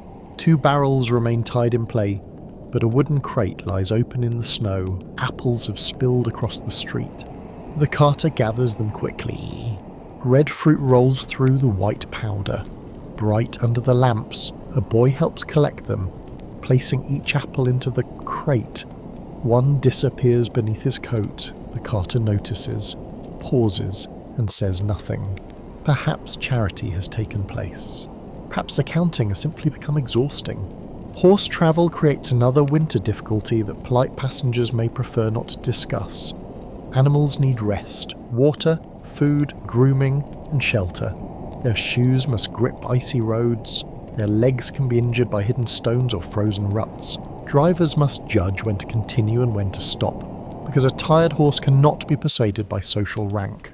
Arguments remain unsettled over whether expanding carriage traffic improves urban freedom or deepens inequality. Some scholars emphasize faster movement, commercial growth, and stronger links between neighborhoods. Others note that private vehicles occupy public space, endanger pedestrian, create noise, and allow the wealthy to pass through weather while workers remain exposed to it. You see this difference clearly as another coach passes. Inside, a woman sits wrapped in blankets. A small foot warmer rests beneath her shoes. Her companion holds a muff and looks through the glass at the snow. Outside, the driver sits high above them, with ice forming along the brim of his hat. Comfort has levels. The passenger feels the motion. The driver feels the storm. At a crossing, a watchman directs vehicles around a drift. He raises one arm, points with a lantern, and warns a cart away from the deepest section. The drivers obey because the danger is visible enough to defeat pride. A horse slips near the corner. Its front legs bend, but the driver releases tension on the reins and speaks calmly. The animal regains its footing. People nearby fall silent until it stands securely again. The moment passes without injury. The horse shakes its mane, scattering snow, then continues with offended dignity. You move aside as a hired carriage stops near a building entrance. The gentleman steps down, placing one polished boot into slush deeper than expected. His expression changes, though his manners remain under control. A servant holds the door while the gentleman crosses the pavement. Behind him, the driver waits for payment, shoulders hunched against the cold. The carriage turns away. Its lamps grow dim in the thick snow. The wheels carve two dark lines through the street, and the horse carries the vehicle onward between walls of white. Around you, Paris keeps moving, not smoothly, not gracefully, but through effort, muscle, shouted directions, and the stubborn turning of wheels. You step beneath the striped awning of a cafe where amber light spills across the snow. The door opens, and a wave of warm air reaches your face, carrying the scents of coffee, tobacco, wet wool, roasted nuts, and wax smoke. Inside, the room glows with conversation. Coats hang near the entrance, dripping onto a tiled floor. Hats rest on pegs. Boots leave dark marks between closely placed tables. Mirrors along the walls multiply the candle flames, making the cafe appear larger and brighter than it truly is. You choose a seat near the window. The glass is clouded with moisture, and only vague shadows remain visible beyond it. Snow slides down the pane in watery lines. The street outside has become a pale blur, while the room around you feels crowded, sheltered, and intensely awake. A waiter arrives carrying a metal tray. He places a small cup before you. The coffee is dark, hot, and slightly bitter. Steam rises toward your face. You lift the cup with both hands and allow the warmth to settle into your fingers. Records confirm that cafes serve as important gathering places in prison social life. They attract writers, officials, merchants, students, travellers, and people who enjoy sitting near important conversations without being invited into them. News, opinion, business, and rumour pass quickly from table to table. A group of men nearby discusses politics in guarded voices. They lean close over their cups. One taps a finger against the table to emphasize each point. Another glances towards the door before answering. Their words remain polite, but their expressions suggest strong disagreement hidden beneath several layers of manners. Paris in 1820 lives under restored royal authority, yet memories of revolution, empire, defeat and occupation remain close. Political loyalties are complicated. A person may support stability while distrusting the government, admire former victories while fearing renewed conflict, or praise the king in public and criticize him over supper. The waiter passes again. Conversation lowers until he moves away. Then every voice rises at once. You hear fragments about appointment, speeches, taxes, newspapers, and a certain official whose competence is being discussed with remarkable generosity by people who clearly believe he has none. At another table, two merchants compare reports about road conditions. One claims that supply carts will not enter the city for 2 days. The other insists that the roads will clear by morning. Neither man has left the cafe. Both speak with complete authority. A curious footnote concerns the speed of rumour. A story can begin at a market stall, pass through a servant, reach a cafe, and become accepted fact before the person involved has even finished breakfast. Each retelling adds confidence, detail, and usually one entirely invented relative. You sip your coffee. The taste grows smoother as it cools. A small piece of sugar rests on the saucer, precious enough to use carefully. You drop part of it into the cup and watch it dissolve. Near the back of the room, a chessboard sits between two players. One man studies the pieces in silence. The other watches the room rather than the game. His hand rests on a knight, though he seems more interested in a conversation taking place behind him. The first player clears his throat. The second moves the wrong piece. A quiet smile appears across the board. Calves reward attention, but they also divide it. Every table offers a game, newspaper, acquaintance, argument, or overheard scandal. A person may arrive intending to stay 10 minutes and leave 2 hours later with cold coffee and 6 opinions he did not need. A folded newspaper passes from hand to hand. The paper is creased, stained near one corner, and already several days old. Readers examine official announcements, foreign reports, commercial notices, theatre listings, and carefully worded political commentaries. Print remains subject to control and censorship. Editors, printers, and writers must judge how directly they can challenge authority. Meaning often hides in tone, omission, satire, or the suspiciously enthusiastic praise of someone nobody admires. One reader raises his eyebrows at a paragraph. He slides the paper toward his companion without speaking. The companion reads, smiles faintly, and folds it shut. Scholars continue to dispute whether cafes encourage political participation or merely create the appearance of it. Some argue that public discussion helps opinions form beyond courts and official institutions. Others note that talk can remain confined to educated men with money, leisure, and access to printed news. You look around and notice who serves, who speaks, and who listens. Women are present, though fewer sit openly among the political groups. Some arrive with family or companions, others work within the establishment. Their access to certain public spaces depends on reputation, class, time of day, and the type of venue. Beyond the cafe, more private gatherings offer a different social world. You follow a well-dressed couple upstairs into an apartment where a salon is underway. The rooms are warmer, quieter, and more carefully arranged. Candles stand in silver holders, chairs form small circles, a piano waits near one wall. The hostess moves through the room with practiced ease. She introduces guests, directs awkward conversations, and ensures that no one remains alone long enough to feel insulted. Her power is social rather than official, but it shapes who meets whom, which ideas receive attention, and which ambitious visitor returns home feeling noticed. A poet reads several lines from a new work.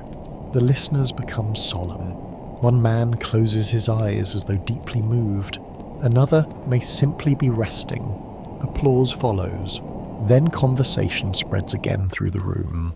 You hear remarks about books, music, diplomacy, marriages, dresses, inheritances, and a recent dinner where the fish was apparently served at a temperature now considered a moral failure. One scandalous aside concerns seating. Where a guest is placed can reveal favour, rank, or rivalry. A chair near the hostess may signal importance. A place near the door may suggest convenience, social uncertainty, or a very elegant invitation to leave early. A woman in a pale dress discusses a new novel with a military officer. She speaks calmly, but her questions force him to reconsider every confident statement. Nearby, an older gentleman tells the same campaign story to a listener who appears to know exactly when to nod. The room is polite, but not harmless. Reputations rise and fall through conversation. A careless remark travels, a clever phrase is repeated. A marriage prospect improves or weakens according to tone, timing, and who happen to be standing beside the fireplace. You stand near the piano while a young woman begins to play. The first notes quiet the room, snow presses against the windows, but inside, melody replaces weather. Guests turn toward the instrument. Even the loudest speaker allows himself to become temporarily civilized. The music ends softly. For a few seconds, no one moves. Then cups lift, chairs shift, and voices return. You realize that warmth in Paris is not only produced by stoves, blankets, or hot drinks.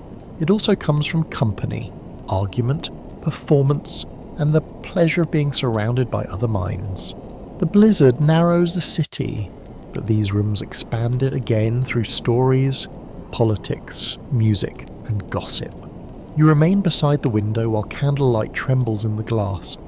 Outside, snow covers every roof equally.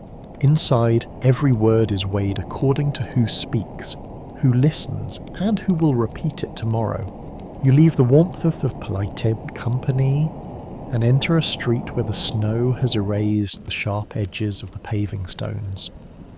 The air feels colder now, though the city itself seems strangely alert. Behind closed shutters, people speak about kings, armies, laws, and vanished certainties. Even opulence carries memory. Paris in 1820 is a city living beneath the weight of recent history. You pass a wall where an old political notice has been partly scraped away. New paper covers most of it, but several faded letters remain visible beneath the paste. One government replaces another. One proclamation covers the last, and the wall keeps every layer. Only a few years have passed since foreign troops occupied the capital following the final defeat of Napoleon. The monarchy has returned under King Louis XVIII, and officials speak of order, continuity, and peace, yet the people walking these streets have lived through revolution, republic, empire, restoration, renewed empire, and restoration again. That is enough political change for several lifetimes, and Paris has received it all before suppers. Records confirm that the restored monarchy attempts to combine royal authority with a written charter that preserves certain civil rights and institutions created during the revolutionary and imperial years. The old world cannot simply be rebuilt exactly as it was. Property has changed hands, careers have been formed under new systems, millions of people have grown accustomed to laws and expectations that cannot be quietly folded away. You walk beside a row of government buildings. Guards stand beneath sheltered entrances, their uniforms dark against the snow. One stamps his feet to restore warmth. Another watches a passing carriage with careful attention. Their posture suggests authority, but their red noses suggest winter has not been informed. Inside those buildings, appointments are debated. Men who served the empire seek places under the crown. Families who fled during the revolution return and demand recognition. Officials try to decide who is loyal, who is useful, and who has changed allegiance so many times that loyalty has become a flexible profession. A curious footnote concerns the talent some public figures show for surviving every political change. They praise liberty under one government, order under another, empire under a third, and legitimacy under a fourth. Their principles remain remarkably portable, especially when carried toward a comfortable office. You turn into a quieter square. A statue stands at its centre, half hidden by snow. The figure wears a stone expression of permanent confidence. Pigeons shelter beneath the base, less impressed by symbolism than by the protection from wind. Public monuments matter because power wishes to appear permanent. Names are carved into stone, victories are celebrated, dynasties present themselves as natural and enduring. Yet the people of Paris know how quickly a statue can lose favour. They have seen symbols raised, removed, renamed, restored, and interpreted again. A square may carry one political meaning in youth and another in old age. Stone appears stable, but memory is always moving around it. You hear two men talking beneath an arcade. One is older, wrapped in a military coat with worn buttons. He walks with a slight limp. The younger man beside him listens while the veteran describes a road far from France, a winter campaign, and a hunger that no grand painting could make noble. He does not speak loudly. His story contains no heroic flourish. It concerns frozen boots, missing rations, and men searching for shelter. The younger listener asks a question. The veteran pauses before answering. Across the city, former soldiers carry memories of campaigns from Spain to Russia. Some receive pensions, others struggle to find work. Their uniforms may be gone, but habits remain in posture, speech, and the way they measure distance. No agreement has been reached on whether the restored government successfully reconciles these veterans to royal rule. Some scholars argue that many adapt pragmatically, accepting stability after years of war. Others see lasting resentment among men who associate the empire with advancement, honour, and national glory. You move on as snow fills their footprints. At a bookseller's doorway, several pamphlets are displayed beneath glass. Their titles promise sober reflections on government, religion, and public morals. The wording is careful. Writers understand that certain opinions attract attention from officials. Censorship has returned in changing forms. Newspapers face restrictions. Editors must consider licenses, prosecutions, and political pressure. Opposition does not disappear, but it learns to speak through implication, satire, history, and carefully sharpened praise. A reader may understand what a sentence avoids saying. A censor may understand it too. The result is a quiet contest between language and authority, conducted with ink, caution, and occasional visits from the police. You notice a young man reading a posted notice. His coat is plain, and a bundle of legal papers rests beneath his arm. He studies every line before moving away. Perhaps the decree affects his work. Perhaps he simply wishes to know which version of public truth is official this week. Political change reaches ordinary life through taxes, employment, conscription, policing, religion, and the treatment of property. Grand arguments about legitimacy eventually arrive at the market, the office, the school, and the family table. A father may have fought for the Republic. His son may have served the Emperor. His daughter may marry a clerk employed by the restored crown. All three still require bread and fuel. One scandalous aside concerns fashionable loyalty. Certain salons quickly adjust portraits, symbols, and conversation according to the ruling power. A picture removed from the wall may wait safely in storage until political taste changes again. It is difficult to call this courage, but it is excellent household management. You pass a church where candles glow behind coloured glass. The restoration strengthens the public position of religion after years of conflict and control under earlier governments. Ceremonies return with greater visibility. Bells, processions, and royal devotion help link throne and altar once more. Yet belief cannot be measured simply by attendance. Some people return from conviction, others return from habit, family pressure, social advantage, or the sensible desire not to argue with relatives on a holy day. Scholars continue to debate how deeply revolutionary ideas remain rooted among ordinary Parisians. Some emphasize attachment to equality before the law, careers open to talent, and property rights established during years of upheaval. Others point to fatigue, fear of disorder, and a broad longing for peace after decades of instability. You sense both impulses in the city. People remember the power of crowds. They also remember empty shops, military levies, political suspicion, and sons who did not return. Freedom carries hope. Order carries relief. Paris desires both, which is politically inconvenient. A patrol crosses the square. Their lanterns move through the snow in a steady line. Doors remain closed as they pass. No one calls out. No gathering forms. The night is calm, but calm is not the same as forgetfulness.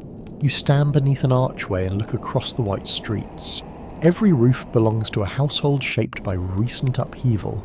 Some families gained land or status. Others lost titles, property, or relatives. Some learn to survive by adapting. Others preserve old loyalties like letters hidden in a drawer. The snow covers royal emblems, military scars, scraped notices, and the worn stones where crowds once gathered. For a few quiet hours, the city appears peaceful. Beneath that peace lies a Paris that has changed too much to return completely to its former shape, and suffered too much to trust every promise of permanence. You follow the glow of a hand lantern into a street where most windows have gone dark. Snow still falls, but the city has entered its working midnight, the hour when many respectable households sleep while other people begin tasks that cannot wait for daylight. A watchman walks ahead of you. His boots press deep marks into the snow. He carries a staff in one hand and a lantern in the other. holding the light low enough to examine doorways, cellar steps, and the shadows beneath carts. His coat is heavy, but wind pulls at its edges. A whistle hangs from a cord near his collar. He pauses beside a locked shop. The shutter is secure. The iron bar remains in place. No glass is broken. He moves on. Records confirm that Paris relies on patrols, guards, and local officials to watch streets, protect property, report fires, and respond to disturbances during the night. Their presence varies by district, and their effectiveness depends on staffing, weather, local knowledge, and whether the person causing trouble has already vanished into one of several hundred dark lanes. The watchman knows these streets by sound. He recognises the normal groan of a sign in the wind. He knows which stable door rattles when snow gathers beneath it. He can distinguish a drunken song from a cry for help, though sometimes the two begin in exactly the same manner. A faint scrape comes from an alley. The watchman raises his lantern. A man emerges carrying a broom and a wooden shovel. He works for a household nearby and has been sent to clear snow from the entrance before morning. His hat is pulled low, and his beard holds tiny pieces of ice. There is no crime, only labour. The watchman lowers the lantern and continues. We turn toward a bakery where light shines through a narrow crack above the door. Inside, workers prepare the first loaves of the day. Flour hangs in the warm air. Wooden paddles slide beneath pale rounds of dough. The oven glows red at the back of the room. Bakers keep hours that ignore ordinary sleep. Dough must rise. Fires must be managed. Bread must be ready when the city wakes. A storm makes their work harder because flour deliveries may be delayed. Fuel may arrive damp, and customers may appear early with the anxious conviction that everyone else intends to buy the final loaf. One worker kneads dough on a broad table. His hands press, fold, and turn with steady rhythm. Another checks the oven, shielding his face from the heat. Their shirts cling to their backs despite the winter outside. You stand near the doorway and feel warmth reach the street. A curious footnote concerns the contrast between bakery interiors and freezing roads. Workers may spend hours beside fierce ovens, then step outside into snow with clothing damp from heat. The change is brutal. Winter offers many unpleasant surprises, but few are as immediate as discovering that your own warm shirt has become cold. The door closes. You continue towards the market district. Several carts are arriving under canvas covers. Drivers guide tired horses into position while porters unload baskets, sacks, crates, and barrels. The market itself is not yet open, but preparation has begun. A porter lifts a sack of onions onto his shoulder. Another carries a basket of eggs as carefully as if transporting a royal crown. A third loses his footing, regains it, and pretends the movement was intentional. Night labour feeds the city. Produce must be sorted. Meat must be inspected and prepared. Fish must arrive quickly. Stalls must be arranged.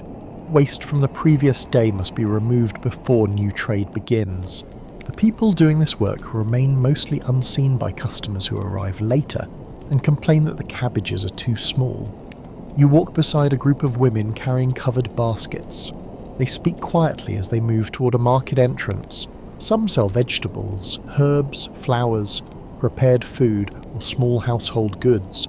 Their work depends on long hours, physical endurance, and sharp knowledge of prices.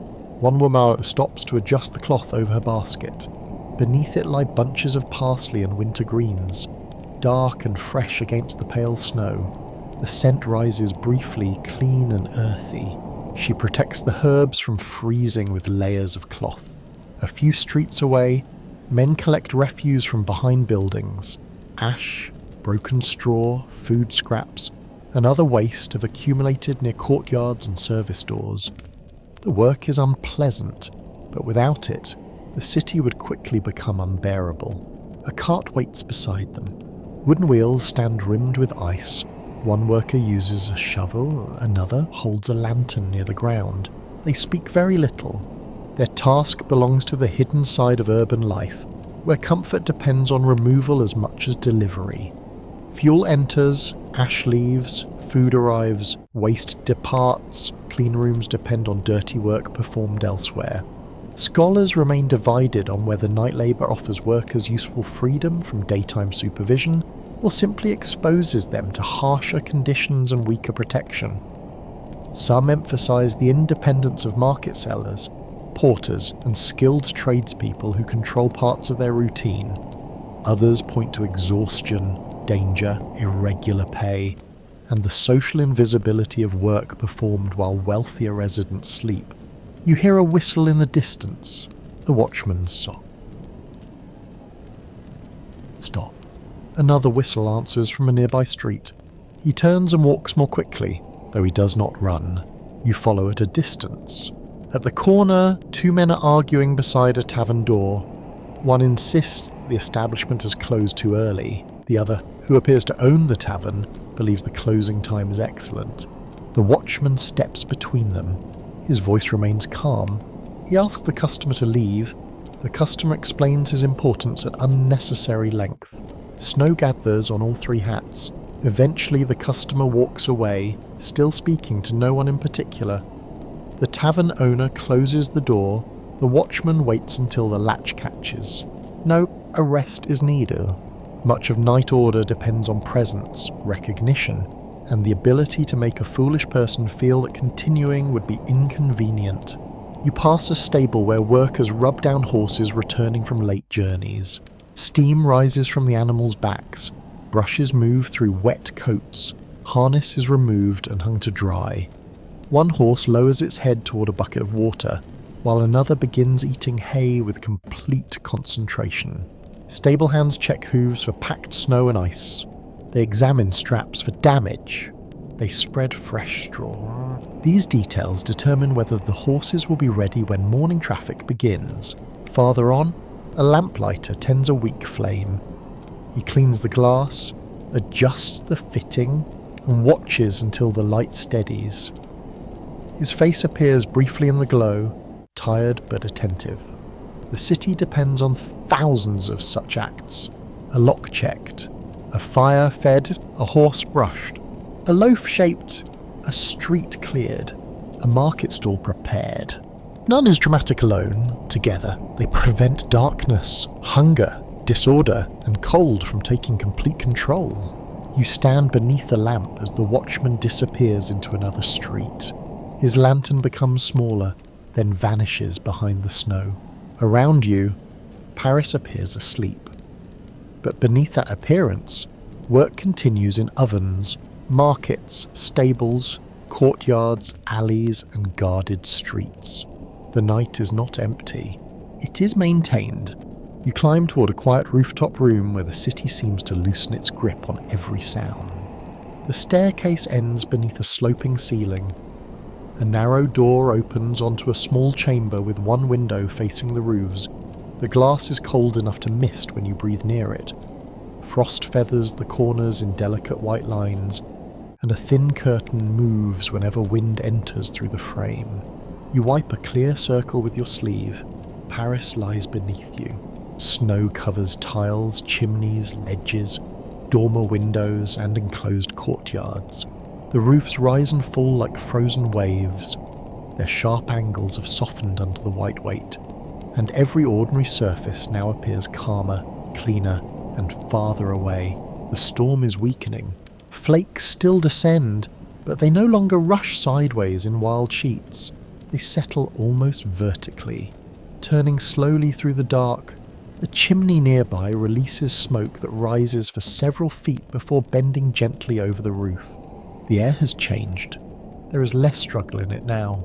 A row of street lamps remains visible below. Their flames form a patient line between buildings, each glow surrounded by a pale ring of snow. No carriage crosses the nearest street. No driver calls. No market cart rattles through the night. For the first time, the city seems willing to be still. Records confirm that Paris in this period contains dense neighbourhoods where roofs, workshops, homes, courtyards, churches, and narrow streets crowd closely together. From above, social divisions become harder to see. Wealthy apartments and poor rooms share the same snowfall, the same darkness, and the same fragile chimneys carrying smoke into the winter sky. You rest one hand against the window frame. The wood is rough and cold. Below, a lamp near an intersection flickers. Its flame shrinks, then steadies. The surrounding snow reflects a faint golden colour, enough to reveal a doorway and the curved tracks left by a carriage wheel. Those tracks are already filling. Winter edits the city patiently. Footprints lose their edges. Ruts disappear. Mud becomes white. A place shaped by noise, trade, argument, labour, and ambition turns briefly into a quiet arrangement of light and shadow. A church tower rises beyond the roofs. Snow rests on its ledges. The bell does not ring. Its silence feels deeper because you know the metal waits there, suspended above sleeping streets. Another tower appears farther away, nearly hidden by mist. Paris contains many clocks, bells, and official measures of time, but midnight beneath snow feels less exact. Minutes stretch. The eye moves slowly from lamp to chimney, from window to rooftop, without urgency. A curious footnote concerns snow on old roofs. Heavy accumulation can reveal weak tiles, blocked gutters, and neglected repairs. A beautiful white covering may conceal leaks, cracked beams, and a landlord quietly hoping the weather becomes someone else's problem. You notice one roof where a servant opens a small hatch. He reaches out with a wooden tool and clears snow from a gutter. The task looks dangerous. His upper body leans into the cold while one hand grips the frame. Snow slides downward in a soft sheet and falls into the courtyard. He pulls himself inside. The hatch closes. Stillness returns so completely that the brief movement seems imagined. A few windows remain lit. One glows with amber candlelight. A shadow bends over a desk, perhaps writing a letter, balancing accounts, or reading words too important to leave until morning. Another window holds the shape of someone carrying a lamp across a room. A third darkens as a curtain is drawn. Each light suggests a private story. You cannot hear the voices or know the concerns behind the glass. Distance turns every household into a small mystery. Someone may be celebrating, someone may be ill, someone may be waiting for a traveller delayed by snow. Someone may simply be unable to sleep because a roof tile has discovered a new and irritating way to creak. Scholars disagree over whether elevated views of the 19th century city encourage a sense of shared urban identity or conceal the harsh differences below. Some argue that paintings and prints and descriptions of rooftops help residents imagine Paris as one connected whole. Others note that beauty seen from a distance can make poverty, cold, and labour easier to overlook. Both ideas remain present in the view. The roofs are peaceful. The rooms beneath them are not equally warm. The lamps are beautiful. The workers who keep them burning remain exposed to the weather. Snow gives the city unity of colour, but not unity of experience. You open the window slightly. Cold enters with immediate confidence. The smell of smoke grows stronger. It carries coal, wood, soot, and the faint scent of something baking in a distant oven. The city smells less elegant from a rooftop than it appears, which may be true of most grand capitals. You listen for movement. Far below, a door opens and closes. A single set of footsteps crosses the street. The walker moves slowly, perhaps following the line of lamps. Each step presses into fresh snow with a soft crunch. The sound reaches you only faintly, then disappears between buildings. A dog barks once from an unseen courtyard. No answer comes. The animal apparently accepts this lack of public interest. You close the window. Warmth begins returning to the room. Though the glass remains cold beneath your fingers, the candle behind you bends, recovers, and burns upright. The snow continues to fall. It gathers on chimney pots like white caps. It rests along iron railings. It smooths the edges of walls built in different centuries. The entire city seems to breathe beneath it, slowly and evenly. You look toward the horizon. The dark sky is beginning to thin in one direction, though dawn is still distant. The change is barely visible, a softer black behind the towers. No crowd observes it. No official announced tour for it. Night simply begins loosening its hold. You remain beside the window and let your eyes grow heavy. The rooftops ask nothing from you. The lamps keep their quiet places. The final flakes turn through the air and settle without sound. Paris lies white beneath the patient skier, no longer fighting the storm, only resting within it. The darkness begins to loosen around the rooftops, not with sudden light, but with a pale blue change along the eastern sky. You stand near the window and watch the city enter that uncertain hour when night is no longer complete. Yet morning has not fully arrived. Snow covers the roof ledges in smooth white bands. Chimneys rise like dark posts through the fading gloom. A few lamps still burn in the streets below, their flames weaker now against the growing sky. The blizzard has passed. Only a light dusting continues, so fine that each flake seems to drift without purpose. The air is cold and still. Smoke climbs almost straight upward from the first active chimneys, carrying the scent of coal, wood, and early fires. A baker opens a rear door across the courtyard. Warm yellow light falls onto the snow. A worker steps outside with a basket of ash and empties it into a metal bin. He pauses, stretches his back, and looks at the sky with the tired suspicion of someone who has already completed half a day before most people have opened their eyes. Records confirm that bread production begins long before sunrise so that fresh loaves can reach households and shops in the morning. Fires must be started, dough checked, ovens heated, and batches timed with care. A storm may delay flour, fuel, and workers, but hunger keeps a strict schedule. The worker returns indoors. Soon the smell of baking bread reaches the window. It is faint at first, then warmer and clearer as another door opens below. The scent passes through the frozen air with remarkable strength. Even from this height, you can imagine crust forming, flour darkening, and rows of loaves swelling beneath oven heat. The city wakes through its nose before its eyes. Coal smoke, bread, wet straw, horse sweat, coffee, soap. Each scent announces a different form of labor. You descend the stairs slowly. The building feels quieter than it did during the night. Doors remain closed. Floorboards answer your steps with small creaks. Somewhere behind a wall, someone turns in bed. A child murmurs and becomes silent again. Near the lower landing, a servant kneels beside a bucket and cloth. She wipes melted snow from the floor before residents begin moving through the entrance. Her hair is covered and her sleeves are tied back. She works in steady strokes, pushing grey water toward a shallow pan. A curious footnote concerns the brief life of a clean entrance during bad weather. A servant may scrub the floor at dawn, only to watch the first visitor arrive with boots carrying half the street. Domestic pride and winter mud have never reached a lasting peace, and the porter is already awake.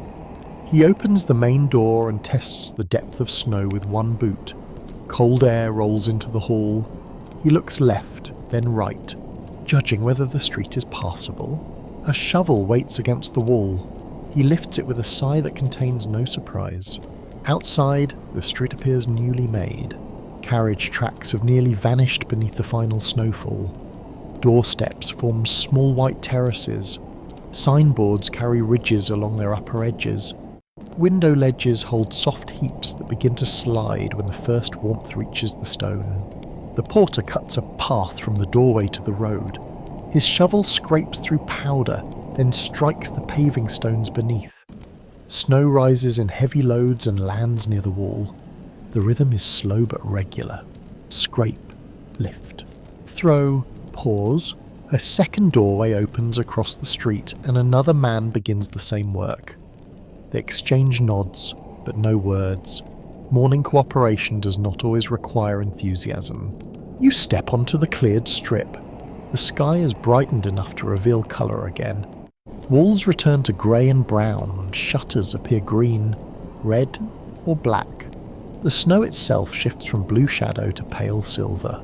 A cart approaches from the direction of the market. The wheels move carefully through the soft road. Baskets under canvas carry vegetables, eggs, and perhaps butter protected beneath straw. The horse walks with measured steps, breath rising from its nostrils. The driver lifts one hand in greeting. He has already heard reports about blocked roads, fallen branches, delayed deliveries, and the condition of every bridge. Information travels quickly among workers whose income depends on reaching the next street. At a bakery entrance, several people have begun to wait. A maid holds a basket. An older man leans on a cane. A boy stamps his feet and tries to see through the window. Inside, shelves fill with bread. No agreement has been reached on whether early morning routines in growing cities create stronger shared rhythms or deepen differences between those who serve and those who are served. Some scholars emphasize how markets, bells, shops, and working hours synchronize urban life.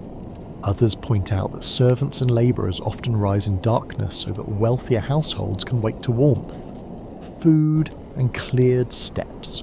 You watch the bakery door open. The waiting line moves forward.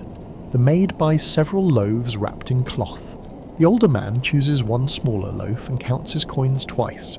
The boy receives a warm roll, which he holds beneath his nose before taking a bite.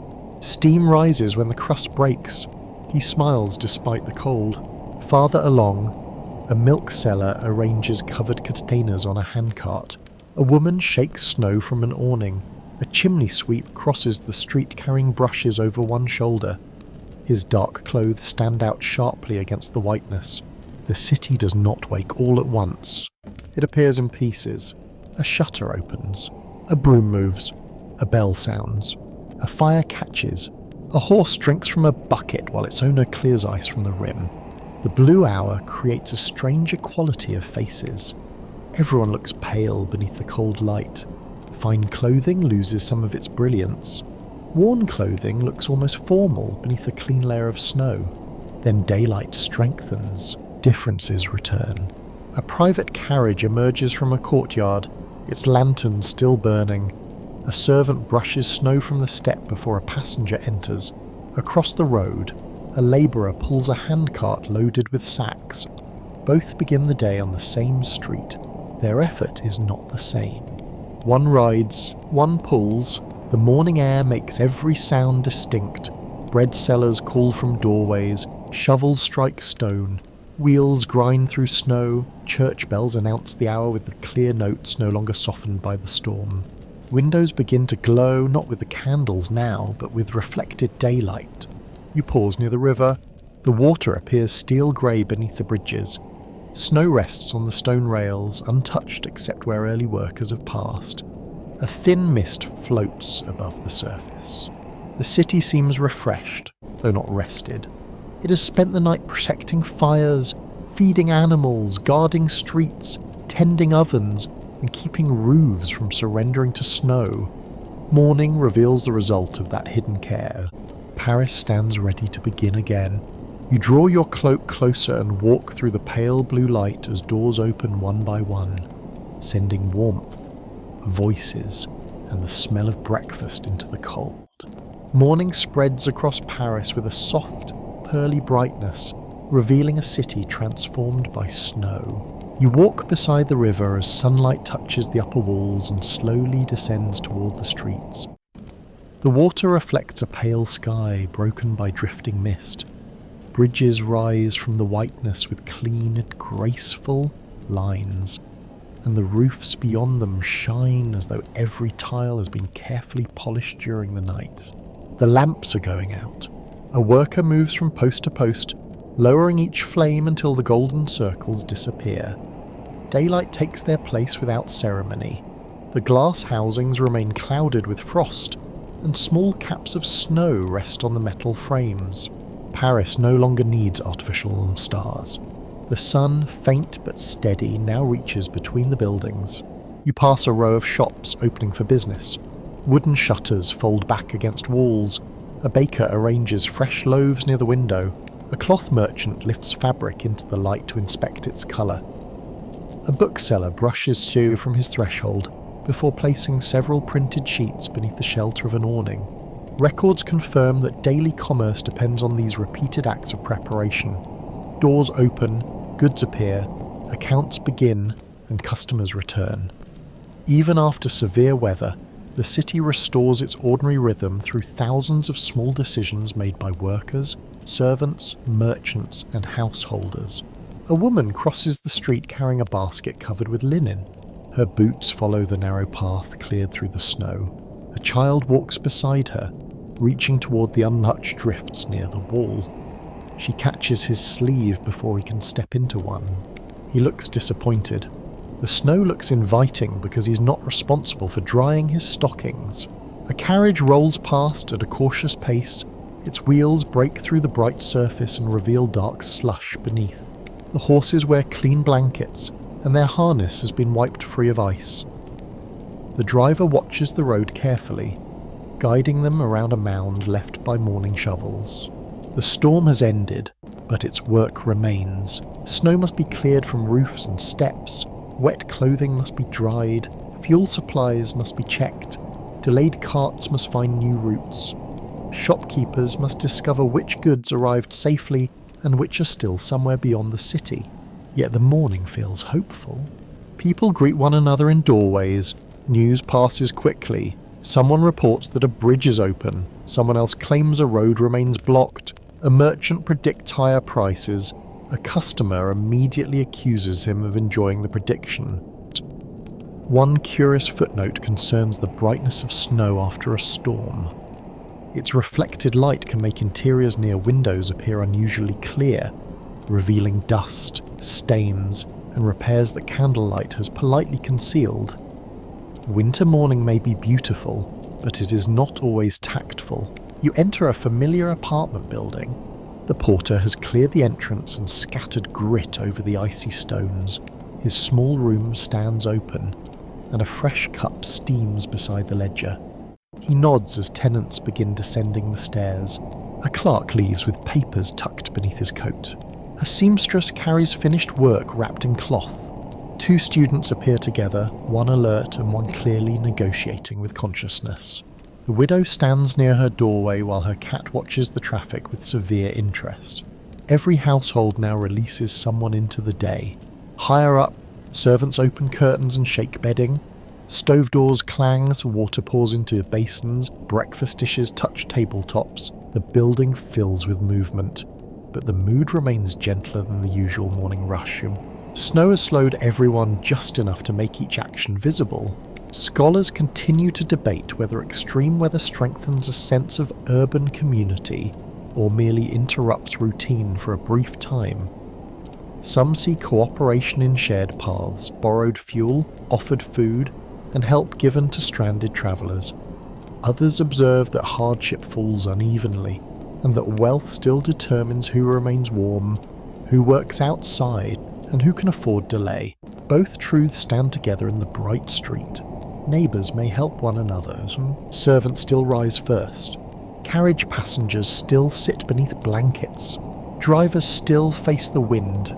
The snow creates common scenery, not common comfort. You return to the small apartment where sunlight reaches through the curtains. The stove has burned low. A kettle warms near the remaining coals. The table holds a simple breakfast of bread, butter, and hot drink. The room looks different in daylight. The wallpaper appears more faded. Scratches show on the table. Repairs along the curtain are easier to see, yet nothing feels diminished. The apartment has carried its household safely through the storm. The chairs have offered rest. The curtains have guarded the window. The stove has held back the cold. Ordinary objects stand quietly in the light, asking for no praise. You sit near the glass and look across the roofs. Snow begins to loosen from ledges in small wog or soft falls. Smoke rises into the clear sky. Bells sound above the streets, brighter now, and the river continues beneath the bridges with calm persistence. For a moment, Paris feels washed clean. Political memories, unpaid accounts, difficult work, and private worries have not vanished.